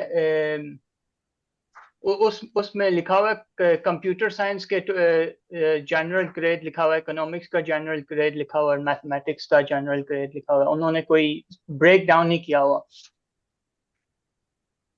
नहीं, ये आप बीएससी की बात कर रहे हैं या एमएससी की जी जी, बात कर रहे हैं? बीएससी की। तो डेफिनेटली बीएससी में जब आप कोर्सेज पढ़ते हैं तो वो बेसिक कोर्सेज होते हैं, तो आप उन कोर्सेज को, फॉर एग्जांपल अगर आपने कैलकुलस की चीज़ें उस कोर्स में पढ़ी हैं तो आप कैलकुलस के, क्योंकि वो तो क्रेडिट आवर देखते हैं ना इन्होंने इसके रिलेटेड कितने पढ़े हैं, तो आप मेंशन कर सकते हैं, क्योंकि बीएससी में तो डेफिनेटली उन्होंने बिल्कुल बेसिक लिखा होता है, इंट्रोडक्शन टू मैथमेटिक्स या इंट्रोडक्शन टू कैलकुलस या इस तरह के कोर्सेज लिखे होते हैं जिसका कोई वाजह नहीं होता। तो आप लिख सकते हैं जो चीज़ें आपको, इतना तो अंदाज़ा होता है बस स्टूडेंट्स को कि लीनियर अलजेब्रा में कौन सी चीज़ें आती हैं और कैलकुलस में कौन सी आती हैं, तो अगर आपने पढ़ी हैं तो आप लिख सकते हैं। अच्छा चलो ठीक है, मैं उसका देखूंगा डिटेल में फिर। मेहरबानी, खुदा हाँ हाफिज। जी, थैंक यू वेरी मच। और हमारा लास्ट क्वेश्चन है ईशा इरफान। वालेकुम। सॉरी, मेरा इंटरनेट अनस्टेबल था, इस वजह से मेरा क्वेश्चन कंटिन्यू हो सका। मेरा क्वेश्चन बेसिकली ये है कि हमने अपना अप्लाई तो बैचलर की बेस पे करना है, लेकिन चूंकि अभी हम मास्टर कंटिन्यू कर रहे हैं और हमारा इंट्रोडक्शन वेरियस फॉरेन प्रोफेसर से भी है, तो क्या हम फॉरेन प्रोफेसर से रिकमेंडेशन लेटर ले सकते हैं? डेफिनेटली ले सकते हैं, और ये तो बड़ा पॉजिटिव पॉइंट है कि अगर आपको कोई फॉरेनर जो सॉरी आपका टीचर है वो रिकमेंड कर रहा है आपको किसी मास्टर के लिए, बिल्कुल ले सकते हैं। बल्कि आपका जो फॉरेन टीचर है वो आपके बारे में अच्छा लिखेगा, मेरी राय है। और अच्छा लिखेगा तो रिकमेंडेशन लेटर्स के और रेफरेंस लेटर उनके मार्क्स होते हैं, तो अगर अच्छा लिखेगा तो वो मार्क्स भी आपको अच्छे मिलेंगे ज़रूर। फॉरेन प्रोफेसर्स की रिकमेंडेशन की बड़ी वेटेज होती है, तो लाजमन आप एक रिकमेंडेशन लेटर आप लाजमी फॉरेन प्रोफेसर से लें। Okay, thank you sir. बस कंफ्यूजन ये थी कि जब वो हमारे बारे में रिकमेंडेशन लेटर देंगे तो वो मेंशन तो करेंगे ना कि मेरा इंटरेक्शन इससे कैसे हुआ। तो कोई बात नहीं है, वो बताएगा कि मास्टर का कोर्स मैंने पढ़ाया, तो अच्छी बात है, इसमें तो कोई मसला नहीं है। वो सच ही लिखेगा तो सच लिखना चाहिए। और अगर आपने ऑलरेडी, मेरे ख्याल में आप आईएमपीएम की स्टूडेंट है, तो बड़ी अच्छी बात है कि आपका इंटरेक्शन ऑलरेडी इंटरनेशनल टीचर्स के साथ है, तो वो आपको रिकमेंड करेगा कि स्टूडेंट्स को, बल्कि वो बड़े बेहतर अंदाज से लिखेगा कि इसको मौका दिया जाए इरास्मस में, ताकि ये यहाँ पे आके कोर्सेज पढ़े और आगे फर्दर पीएचडी के लिए ग्रोइंग करे। Okay sir, thank you so much. Thank you so much and good luck. So मेरे ख्याल में सारे क्वेश्चंस कवर हो चुके होंगे। अगर नहीं भी हुए तो आप इरास्मस में बहुत सारे जो हैं वो स्टूडेंट्स हैं, आप उनको अप्रोच कर सकते हैं, कांटेक्ट कर सकते हैं, ईमेल्स कर सकते हैं। लेकिन डेफिनेटली जब हम ईमेल्स या मैसेज करते हैं तो हमें पढ़े लिखे होने का सबूत देना चाहिए। आप खुद मेहनत करें फिर उसके बाद पूछें, तो मेरे ख्याल में हर बंदा ही आपको रिस्पॉन्स करेगा। और लास्ट पे बहुत शुक्रिया आपका, मोहम्मद अहमद हशमत एंड जरनाब अरूज, आप लोगों का बहुत शुक्रिया, आप लोगों ने टाइम दिया। और मैं यही कहूँगा कि अल्लाह आपको इस्तकामत दे कि आप लोगों की हेल्प करे। ये बहुत बड़ी बात होती है कि आप जब बाहर आ जाते हैं तो आप अपने टाइम में, क्योंकि यहाँ हर बंदा मसरूफ़ है, ठीक है, तो अगर आप टाइम निकालते हैं लोगों की हेल्प के लिए और बिल्कुल फ्री ऑफ कॉस्ट, ठीक है, कि ताकि स्टूडेंट्स आएँ और जब आते हैं तो इंसान को खुशी हो, बस यही खुशी फील जो इंसान करता है, तो ये बहुत बड़ी बात होती है। तो बहुत शुक्रिया आप लोगों का। और आज अगर जवाद हमें, भाई, जस्ट वन जवाद भाई मोमेंट, मेरा एक क्वेश्चन था जो। जी जी, जस्ट वन मोमेंट, हमें तकरीबन 100 स्टूडेंट्स ने आज सुना, और डेफिनेटली कुछ बिजी भी होंगे, क्योंकि ये तो नहीं है कि हमने एक टाइम रख दिया, हमने तो स्पीकर्स के मुताबिक टाइम रखा या मैथमेटिक्स मीडिया के मुताबिक। तो वो लोग इससे मुस्तफ़ीद हो सकते हैं हमारी वीडियो से या हमारी ये जो स्लाइड्स इन्होंने तैयार की हैं उनसे। तो आई होप काफ़ी लोग, अगर 100 लोगों ने सुना है तो मैं पक्का ये कह सकता हूँ इन्हीं इन्हीं इनमें से तकरीबन हो सकता है 10-20 लोग यहाँ अगले साल आएं और उनमें से दोबारा स्पीकर बन के इसी प्लेटफॉर्म पे लोगों को बताएं। और अल्लाह सबको इस्तकामत दे फ्री ऑफ कॉस्ट काम करने की। Thank you very much. और क्वेश्चन जितने भी हमने लिए थे उनके हम आंसर कर चुके हैं ऑलरेडी। जो हमारा 1 घंटे का टाइम था उसको हमने 1.5 घंटे पे किया। सो जिसका क्वेश्चन रह गया, जवाद भाई जस्ट लास्ट क्वेश्चन एक था, प्लीज जी आई जी। Am sorry. अच्छा, लास्ट क्वेश्चन ये था, एप्लीकेशन में लिखा हुआ था तीनों का, ये रियल मैथ, ये हमें ये स्ट्रांगली सबको एग्री करना चाहिए या लिंक वाइज किसी को एग्री करें, किसी को स्ट्रांगली एग्री करें? अच्छा, इसमें ऐसे है कि आप जो इसमें दो तरह की प्रेफरेंसेस हैं। एक तो आपने मेजरली जो आपका प्रोग्राम होगा उसको प्रेफरेंस देनी है, यानी इंटर मैथ्स, मैथ मोड्स या रियल मैथ्स। इसमें आप जो मर्जी प्रेफरेंस दे दें, असल में तो आपकी जो रैंकिंग आएगी उसके मुताबिक आपका एडमिशन होगा। अगर आप या आपका एग्रीगेट ज्यादा बना तो आपका तीनों प्रोग्राम्स में एडमिशन हो जाएगा। फिर आप चूज करेंगे कि मैंने किसको ज्वाइन करना है इन तीनों में से। अगर आप उससे नीचे हुए तो आपका मैथ मोड्स और रियल मैथ्स में होगा। फिर आप चूज करेंगे कि मैंने इन दोनों में से किसको ज्वाइन करना है। अगर आप सबसे नीचे हुए तो आपका सिर्फ रियल मैथ्स में होगा। बेशक आपने एप्लीकेशन फिल करते हुए इंटर मैथ्स को टॉप प्रेफरेंस दी थी, बट आपकी रैंकिंग ही सिर्फ रियल मैथ्स में आई है, तो अब आपके पास रियल मैथ्स को ही ज्वाइन करने की ऑप्शन होगी। ये तो है इन तीन प्रोग्राम्स की प्रेफरेंसेस। अब इनके अंदर भी जो ट्रैक्स मैंने बताए थे, जर्मनी, ऑस्ट्रिया, फ्रांस, स्पेन, पुर्तगाल, चेक रिपब्लिक, ये सारी, तो इनके अंदर भी जो प्रेफरेंसेस हैं, वो ट्रैक्स की जब आप प्रेफरेंसेस देंगे, अगर आपका एडमिशन हो जाएगा जिस भी प्रोग्राम में, फॉर एग्जांपल मैथ मोड्स में होता है, तो आपने मैथ मोड्स में जो प्रेफरेंस दी थी आपको वही ट्रैक अलॉट होगा। आपने इंटर मैथ्स में जो प्रेफरेंस दी थी आपको वही ट्रैक अलॉट होगा। लेकिन जो आपका मेजरली जो प्रोग्राम की थी, इंटर मैथ्स, मैथ मोड या रियल मैथ, वो आपकी रैंकिंग बेस्ड, आपका जिसमें एडमिशन हो जाएगा आपको वही चूज करना पड़ेगा। अच्छा, मेरा आई लास्ट होप क्वेश्चन समझ ये आई था, होगी।